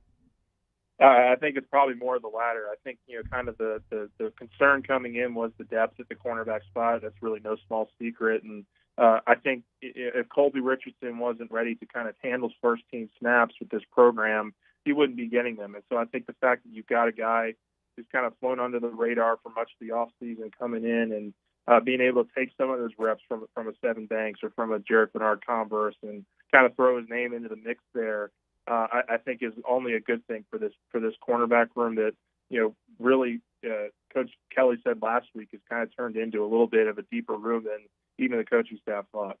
Is everybody healthy there? I believe so. We saw Seven Banks out there yesterday or a couple days ago. We saw Bernard Converse. Obviously, we only got to see most of the individual drills a few days ago on Monday for the practice. But, I think they're pretty healthy on that cornerback room. Really the only guys we saw off to the side on Monday were Jack Bash and Matthew Langlois, safety. Those were kind of the two big names that I just, didn't really see participating with the group. So I do think they're getting a little bit healthier in that secondary. Glenn West, our guest, go 247. All right, let's shift to what you heard from the quarterbacks today. Apparently, via Twitter, he was asked directly, "Are you the starting quarterback?" And he's like, "I don't think so." What would you make of his answers today? That was Daniels, you said? Yeah. Yeah. No, I listen. I think kind of for both of these guys, they consider this more of a building each other up kind of thing more than it is a competition. I think they kind of gave the very diplomatic answers today, so there's not going to be much ruffled feathers for us media guys to chew on. But I think that, that in terms of just the big point that Nussmeier made to me and to the media really was, if he and Daniels are concerned about, who's getting these reps and who's missing these throws, it's just going to really throw the whole offense out of whack. And so the best thing they've really kind of decided as a room is to really just focus individually on what they can do to make the offense move. And I think, obviously the coaches will be able to make those decisions on who's going to be the starter, based on those kinds of performances. So I do think that it's going to be more of a building each other up process. And that was kind of the words that Nussmeier used with us today. This is just asking a total hypothetical, but it's something you just can't know. Do you think Brian Kelly knows who his starter is for Florida State now? I do. I think I think he does. I think there's probably a sense that he has, a good, strong foundation of what he thinks is going to take to win that first game. And I think this is a situation that'll be very fluid throughout the season. I think you could absolutely see both of these guys play, just because they make a decision for the first game, first handful of games. I think that's going to be kind of a big parameter, which quarterback gives us the best chance to start off strong. And kind of roll with that guy and move on from there. Being around this coaching staff and being at the practices, what sense do you think Coach Denbrock's going to have on offense? Do you think they're going to be more balanced, more run heavy, or do you think they're going to try to let these quarterbacks air it out? What sense do you think this offense is going to look like when the season starts? I think it's going to be more of a balance, strictly because it kind of has to be. I mean, if you go back and look at last year, there were times where LSU really struggled to get the run game going, and it kind of really affected the rest of the game and what the offense was able to do as a result. So being able to establish the run is going to be really important. I think having some more mobile quarterbacks like Daniels and Nussmeier is really going to help your case, and being able to move the sticks early in games, get into opponents' field position, and kind of win the field position battles a little bit more.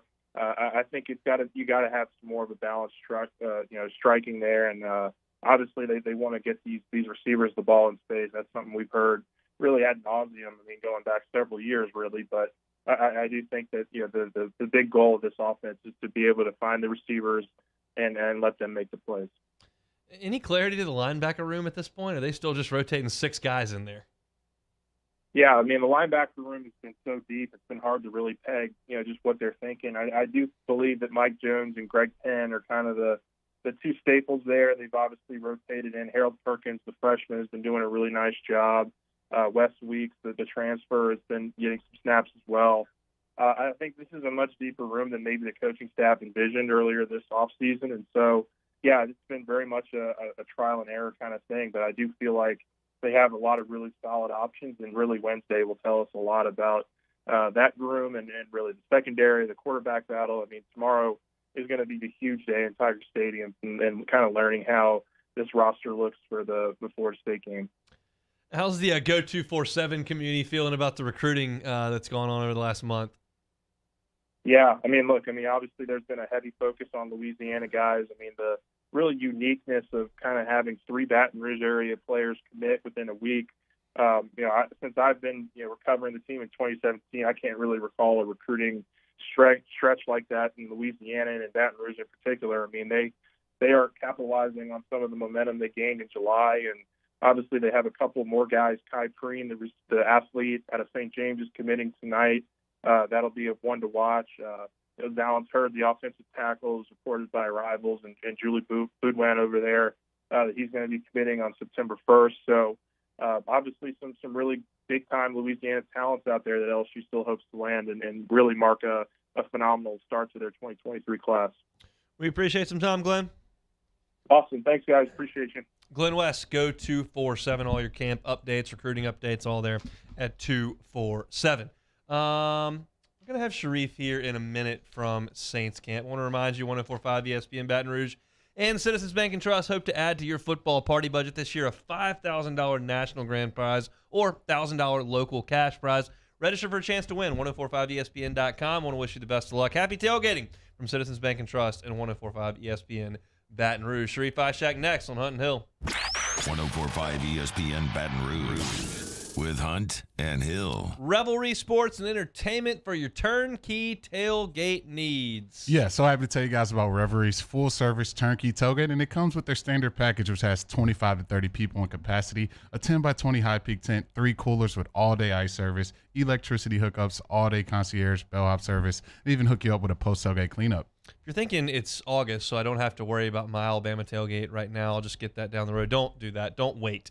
Go to revelryteam.com. Look up the potential to book football tailgates. The button is right there in orange, and they will show you the entire home schedule for LSU, Southern, Mississippi State, New Mexico, Tennessee, Ole Miss, Alabama, UAB. If you want to purchase and reserve your tailgate, you can do it right now for this season. You can get a season pass, or you can do it for just one game. If you want to do it for your business to entertain some clients, have a team-building exercise out there on campus, you can do that. If you just got a big group and you don't know where to tailgate, Revelry can help you start right there. Jeremy told you about that package. They've got the premium package. They got you covered with your ice and your ice chest. They can cater your food. They can stock your drinks. They can have your television set up. They can do it all, or you can do it all, and you just want that spot reserved.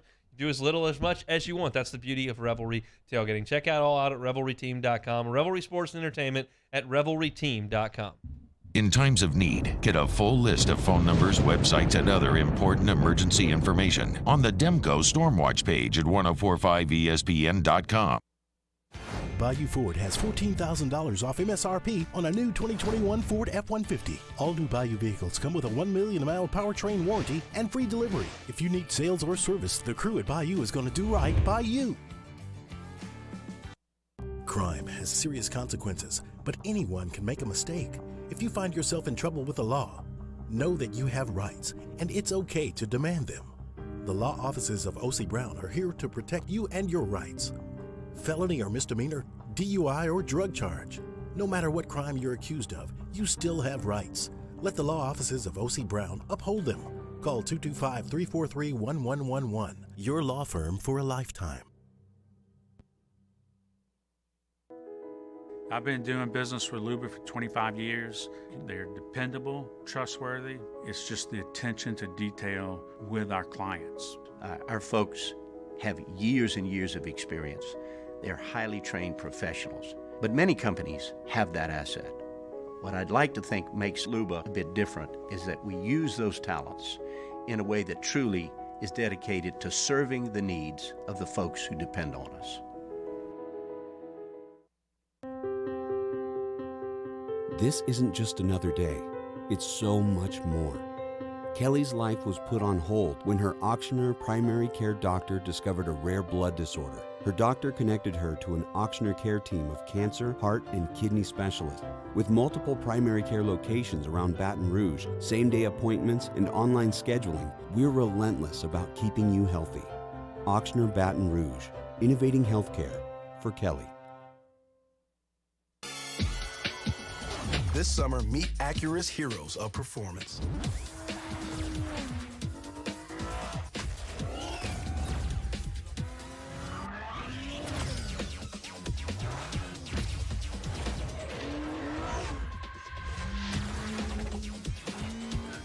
Only available at the Acura Summer of Performance. This summer, visit your local Acura dealer for attractive offers on the MDX. Are you a licensed contractor? There's lots of good contractors in Louisiana doing work the right way, but unfortunately, too many unlicensed contractors are working outside the licensing requirements. Working as a contractor in Louisiana requires a license for the company doing the work. The Louisiana State Licensing Board for Contractors wants to help you get licensed to allow you to conduct work legally. It's not difficult to get the license. We can help you. Go to lacontractor.org for more information. Licensed contractors, it's the law. Gulf Coast Bank and Trust is giving our customers the power to bank anywhere, anytime during this challenging event. And we're right there with you. Our mobile banking app is a smart way to manage your money and time. Gulf Coast Bank and Trust. Moscona inviting you to join us for Tuesday's AFR, presented by Insurance Network of Louisiana. Miles Brennan has left the LSU program. What's next at quarterback? We'll discuss and get you Saints-Packers camp report. Join us 3 to 6, 104.5 ESPN Baton Rouge.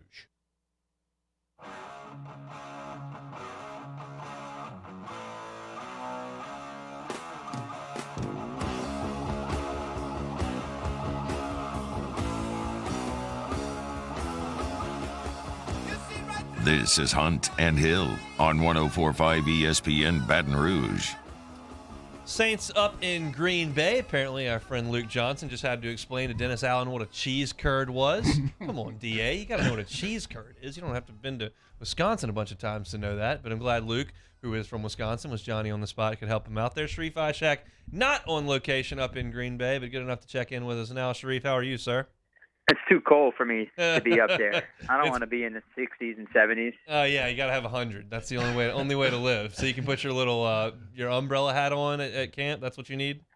Yep, man. I need to sweat. I need to, keep shredding. I need to be in the heat. I need to expose my receding hairline. I need it all.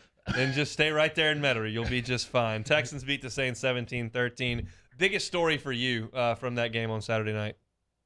That the Saints have a great backup in Andy Dalton, who is very comfortable and already knows Pete Carmichael's system and would be very viable backup for the Saints if Jameis Winston were to go down. I think you plug him in and everything is just fine. But, in those preseason games, defenses are pretty much, they're running base defense. They're not running anything super complicated. It still looks smooth on that first drive going 5 for 5 and, hitting his receivers on third down. The offensive line on the screen, Pete and McCoy, blocking for Dwayne Washington, kicking out in front. I mean, it looked good. I mean, the first drive looked good.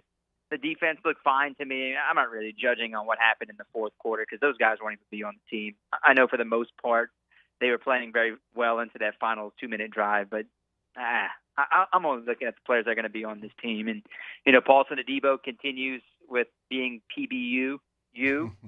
So I think, he's doing a good job. So I'm just anxious to see how today I'm just following along from my house and just looking at everybody's tweets and how, it seemed like it was dominated by both defenses.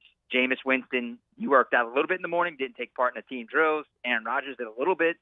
He didn't do as much. So it would seem like it'd be dominated by the defenses, which doesn't surprise me when you have the backup quarterbacks playing against good defense.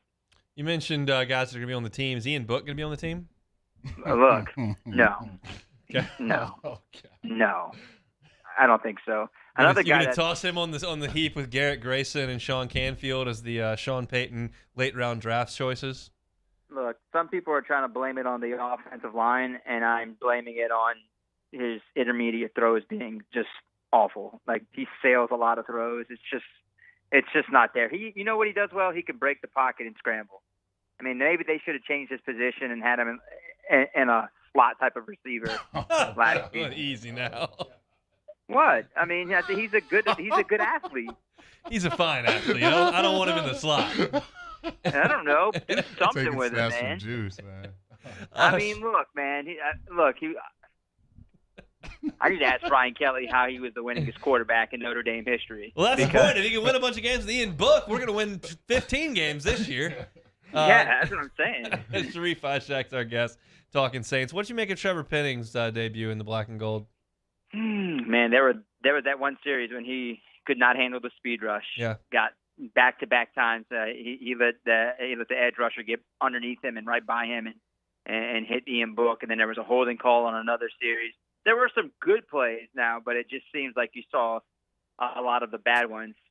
I don't understand Pro Football Focus's grade, giving him the highest grade of all the first-round rookies. I know a lot of them didn't play, and he got a 90 grade, and I'm sure Trevor wasn't happy with the way he played. There were some good plays, but I felt like there's a little bit more bad. There was more bad than good for him in that game. And look, it was his first game. Now if he would have had a great game, I wouldn't have said, "Oh my God, he should be the starting left tackle."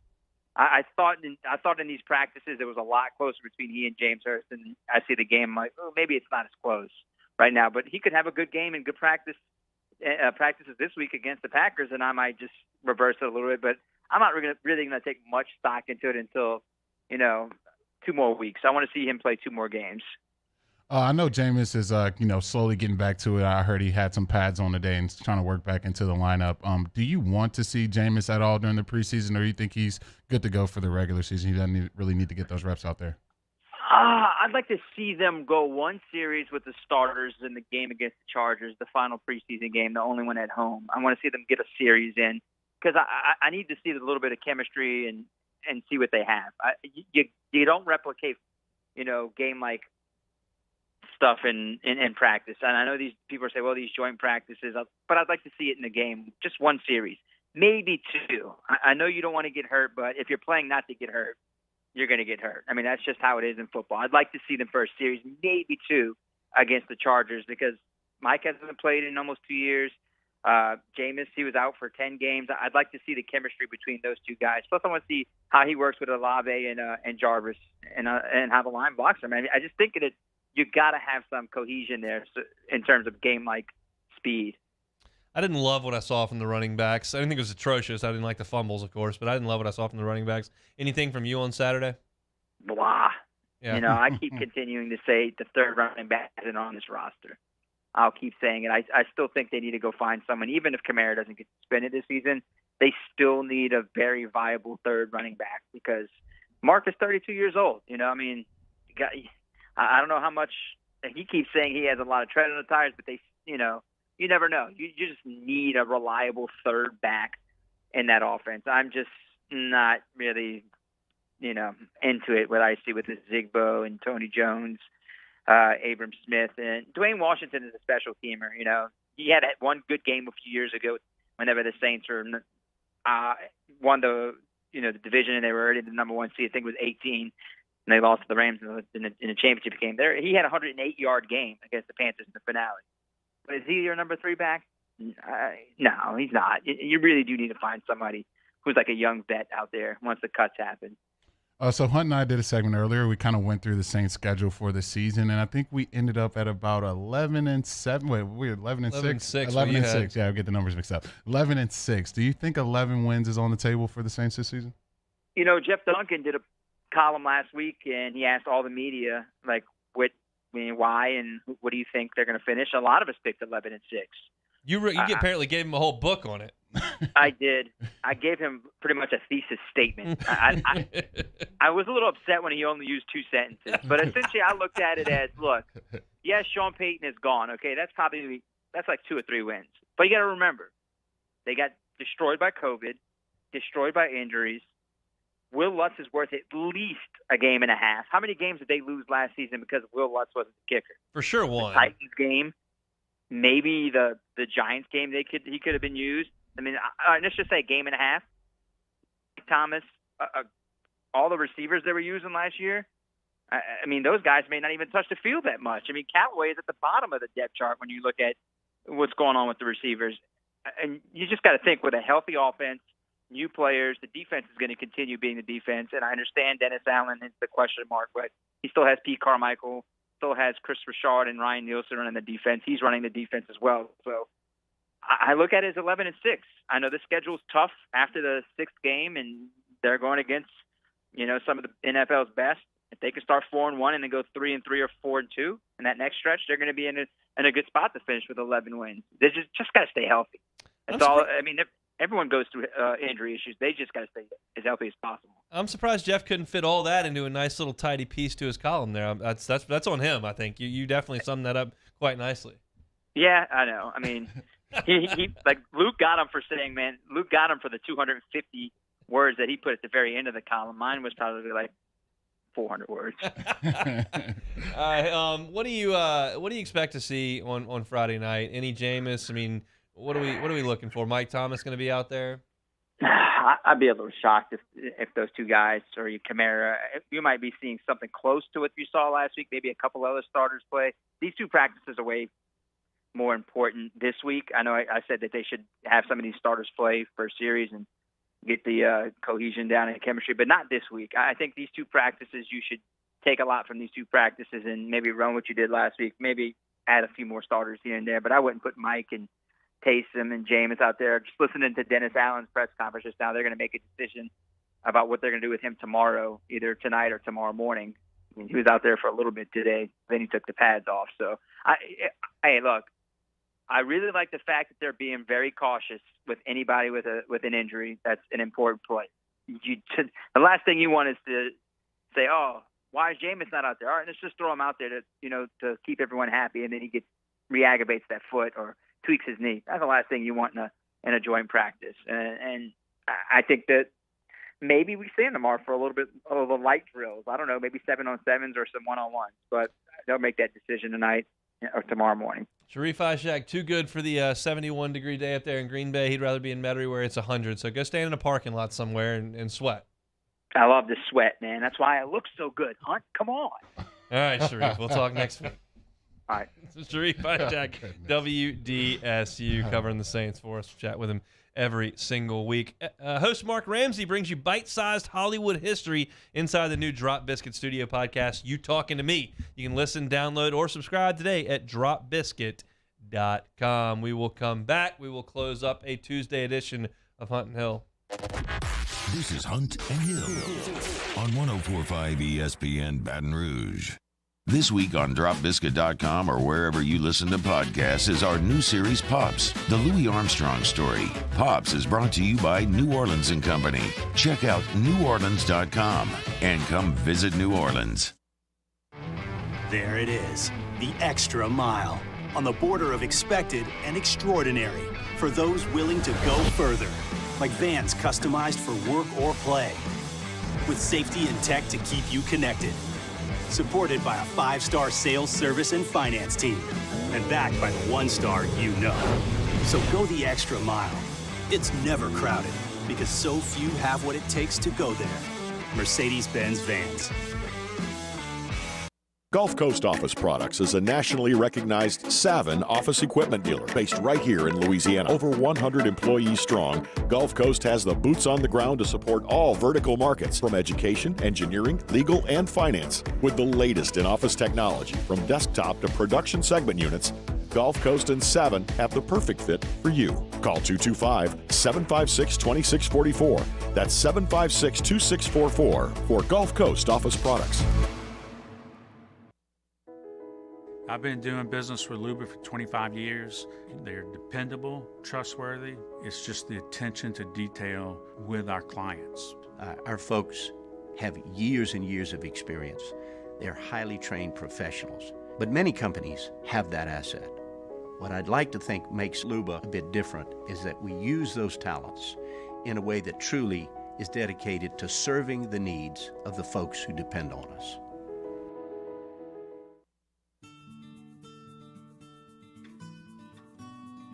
This is a house call. This is a follow-up appointment. This is a diabetes checkup. This isn't just more convenient care, it's more advanced care. This is innovating healthcare at Louisiana's #1 hospital, Auctioner. ServiceMaster Elite create clean, disinfected work environments. As a local business, we take pride in serving the New Orleans and Baton Rouge areas. Our cleaning protocols follow CDC and OSHA standards for healthcare settings, offices, senior living, restaurants, and industrial plants. Contact ServiceMaster Elite to get your operation ready for reopening with germ disinfection cleaning. ServiceMaster Elite, the trusted choice in professional cleaning since 1996. It's no secret. The best oysters in Baton Rouge are at Jolie Pearl Oyster Bar. Enjoy mouth-watering South Louisiana flavor and oysters from all over the country. And don't forget our nightly drink specials.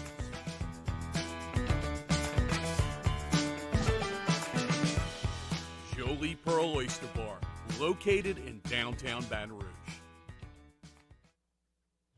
Eli's always been into grilling. It took us a while to see it, but the signs were there. What are you doing, Eli? I knew grilling was my thing. I have been talking about it throughout my career. Happy with the results? I am. Got the new grill from barbecueguys.com. It performed great. My advice, as I always told my boys, do more of what you're born to do. Barbecue Guys, for those who were born to grill. You want cheese on your burger, Pops? I'll take a little cheese.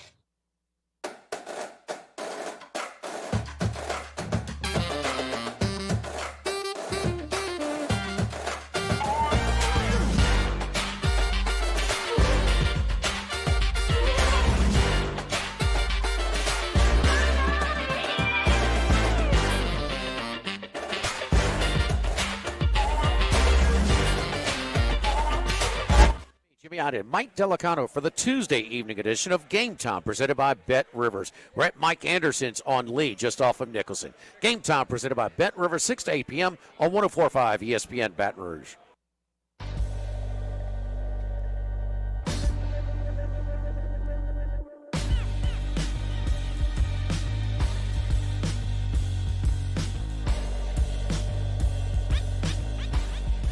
Hunt and Hill, 104.5 ESPN Baton Rouge. Thanks to Sharif Ishak, WDSU, and Glenn West from Go247 for jumping on. Hoping to get Fletcher Mackel tomorrow from Saints and Packers practice. Luke Johnson with us on Thursday, very hopefully. Tomorrow we'll have JT Piquel on as well from On3 Sports, kind of talk national college football as things begin to take shape. Look, next week, Florida State's playing. So there is week 0 is upon us here next week. So this is the last week with no actual real college football that counts. So we're inching toward the finish line little by little. I'm looking up, and they've got fantasy football scrolling all over the place on ESPN. So probably got your draft coming up pretty quickly. If you got your draft, Plucker's a pretty good spot for it. And we'll be there tonight for sports trivia at 8:30 at the Nicholson location. Come on by, put a team together. Come on by. We have a lot of fun. You can win gift cards. There are 5 rounds. Each round is 5 questions. You can win first place in every round is $15. Second place is $5. Best team name at the end of the night is $10. and it's a lot of fun. So 8:30 gets you out of there by 10 o'clock. We watch some sports, have some drinks, eat some good food, and have a good time at Pluckers on Nicholson. So come on by if you get the chance. Take it or leave it, Mr. Hill. Fire away. Alrighty, here. Tiger Woods, he's set to meet with a group of players at the BMW Championship to rally support against the LIV Golf Tour, with him saying he wants the best 20 players in the world on the same page. Are you taking or leaving? This is a good move by Tiger. Oh, I'm taking it. Anything they can do to get rid of this thing is awesome for me. There are rumors, obviously, that Cam Smith, who's in the top 5 in the world, are going to go. At this very second, there are no top 20 players in the world on the LIV Golf Tour. Those guys are losing official world golf rankings points by the week because they're not playing. Obviously, I think a lot of people would say Dustin Johnson's a top 20 player, and you could make the argument Bryson is as well, and those guys are not there. Brooks has had his time, and he's been injured. But right now, they're just trying to fight them off, and what they're going to try to do is put everything out there on the table as to how they can make the PGA Tour more attractive so guys don't immediately go jump to go play on that thing because they get 30, 40, 50, 60, $80 million dropped in their lap. Tiger's the most powerful voice in the sport. The commissioner can say one thing or another, and Rory McIlroy can say one thing or another, and Dustin Johnson or Greg Norman with his massive ego can say whatever he wants either. But Tiger's got the loudest voice. Now, it's not as relatable to some people because they don't have 14, 15 majors and they don't have $1 billion in their bank account. But if he can kind of direct this thing, he's kind of working in that capacity. So hopefully he can keep as many people on the PGA Tour as possible, because that's what I would like to see. After missing out on $20 million, Ben Simmons and the Sixers have reached a settlement on his grievance over being withheld without pay. Taking or leaving, Ben Simmons, the right move, not playing for the Sixers. I'm going to leave this. I think, I haven't talked to Ben, so normally, with some things like this, there's stuff you just don't know. But without knowing all the facts and from the outside looking in, I just can't ever agree with the player picking his basketball up because his coach said something he didn't like and his teammates said something he didn't like. It's just, I don't know. I don't love it. And I think just that whole thing last year was just, it's just tough to even watch happen. So I think for Ben, getting back to playing basketball should be his number one priority. It's been a very, very long time since we've seen that. So hopefully he can get back on the court and play some basketball, because it's been a very, very long time. I mean, the national narrative around Ben Simmons is overwhelmingly negative, and that's fine, whatever. I'm kind of boiling it down to a local level. And so many LSU fans are so quick to say, that guy hated being LSU, I don't like him, get out, he should never be associated with the program again. And that's an easy take to have, and I'm not telling you that's the wrong take either. You can feel that way for sure. I hated the documentary that came out after he was done at LSU. I also watched every game he played at LSU, and I thought for the most part he played pretty well at LSU, and he played pretty hard at LSU. So I don't see it as totally black and white here in terms of the way that you should feel. But what I can say from his time at LSU to the documentary that comes out to what goes on in Philly and all that kind of stuff, none of it screams mentally tough to me. Mm-hmm. That's as far as I want to go with that. I don't know him, and I don't know all the situations, but none of it screams like grinder to me. So that's kind of where I'll leave that. Brian Daboll, head coach of the New York Giants, said he expects Tyrod Taylor to get some first-team reps for the team, but that Daniel Jones is still the first-team quarterback. Big red flag there with Tyrod getting snaps. Take it or leave it. Yes, I have to take this. I think anytime the veteran quarterbacks, who's probably been on more NFL teams than I can remember off the top of the head, is getting, first-team reps while your top, 5-6 draft pick it's not a great sign. And I think for the Giants, it's been a very, very long time since they've been relevant, and I think this quarterback situation is not going to help with that. So unfortunately, Giants fans, Danny Dimes, I think y'all are going to have to move on, and you have to do it in short order, which I think is a very, very bad sign for Giants fans. All right, last one You're here. talking about year 3 with Daniel Jones here. I mean, this is not a new guy. What for me, the Giants deal, those 2 Super Bowls came so out of nowhere. Yeah. And outside of that, like what have they been for 20 years? Bad. But they popped up and won 2 Super Bowls, so it's just odd. Yeah, super odd. And normally, like when you do win a Super Bowl, it's a lot of buzz. Everyone's picking you preseason. They made it as the wild card twice, so they shouldn't even been there to begin with. Good uniforms, though. Great uniforms on the Giants. Yeah, very traditional. All right, last one. You love this one here. Bleacher Report. They posted their donation of the day yesterday, which was a person placing a $100 bet on the Chicago Cubs to win the World Series at 25,000 odds. $100 wins you 25,000. Not a bad gig. Are you taking or leaving? This bet will help build another skyscraper in Vegas. It's certainly not going to hurt. Look, The Cubes, as a lot of people were calling them instead of the Cubs, are not necessarily in a strong position at the moment. They're 16 games out of first place. They are, however, in third place. The Reds and the Pirates are somehow worse, but there are only 3 other teams in the entire sport who are worse. No, I don't believe the Cubs will be winning the World Series this year. Spending most of my time reading Myrtle Beach box scores, South Bend box scores, Des Moines, Iowa box scores. That's where the intrigue of the Cubs is. Brennan Davis, top prospect. He's playing today. Has missed a bunch of times, so that's really good. But I don't think they're going to be winning the World Series this year. So, yeah, $100 bet there. Probably could have put that on red or black at the roulette table over there in Vegas and maybe found another way to try to leverage that for some cash. But that's just me talking. So that'll do it for Take It or Leave It here on this Tuesday. If you missed any of the show today, we opened the show with our takes from the Saints joint practice up there in Green Bay. We had our Meet the Freshman series with Harold Perkins and Nathan Dybert. Also talked about Colby Richardson and what role he may or may not play on this team. You never heard of him? Go back and listen to our segment at 12:15. Best college football coaches in the country per ESPN. We talked through that at 12:30. And Ole Miss found themselves a punter. And he's fat, and he's in a fraternity, and he was on the couch, and they pulled him out of there, and they've got him kicking footballs around there. Lane Kiffin talked about that at 12:45. Go back and grab that. We had some fun with it. Jeremy's lead toss gave you what he thinks the win and loss situation are going to be for your New Orleans Saints. Came out better than I thought it was going to. You can catch that at 1 o'clock. Glenn West from Go247. They just spoke with the quarterbacks over there on campus, and Glenn gave us an update on what those guys had to say. Sharif Ishak from WDSU at 1:30. He was talking about the New Orleans Saints and what he saw on Saturday and what he has seen through Twitter today from up there in Green Bay. If you missed it, on demand, 1045ESPN.com. Go to the on-demand tab, Hunt and Hill. You can catch it on Apple Podcasts or on Spotify or, of course, on YouTube. We appreciate y'all on YouTube each and every day in the Bayou Ford chat. Throw us a like on the way out if you would. We would really appreciate that. Matt Viscona is going to drive you home from 3 to 6 on After Further Review. Jimmy Yacht's Game Time coming at you from 6 to 8. Coming up next, Mario and Musso will get you started for your early line. Coming out to Pluckers tonight at 8:30 for Sports Trivia. I will be out there. Tomorrow, big day, talking Saints and Packers, and J.D. Piquel from On3 Sports talking national college football stuff. Have a great rest of your Tuesday, everybody. It's Hunt and Hill.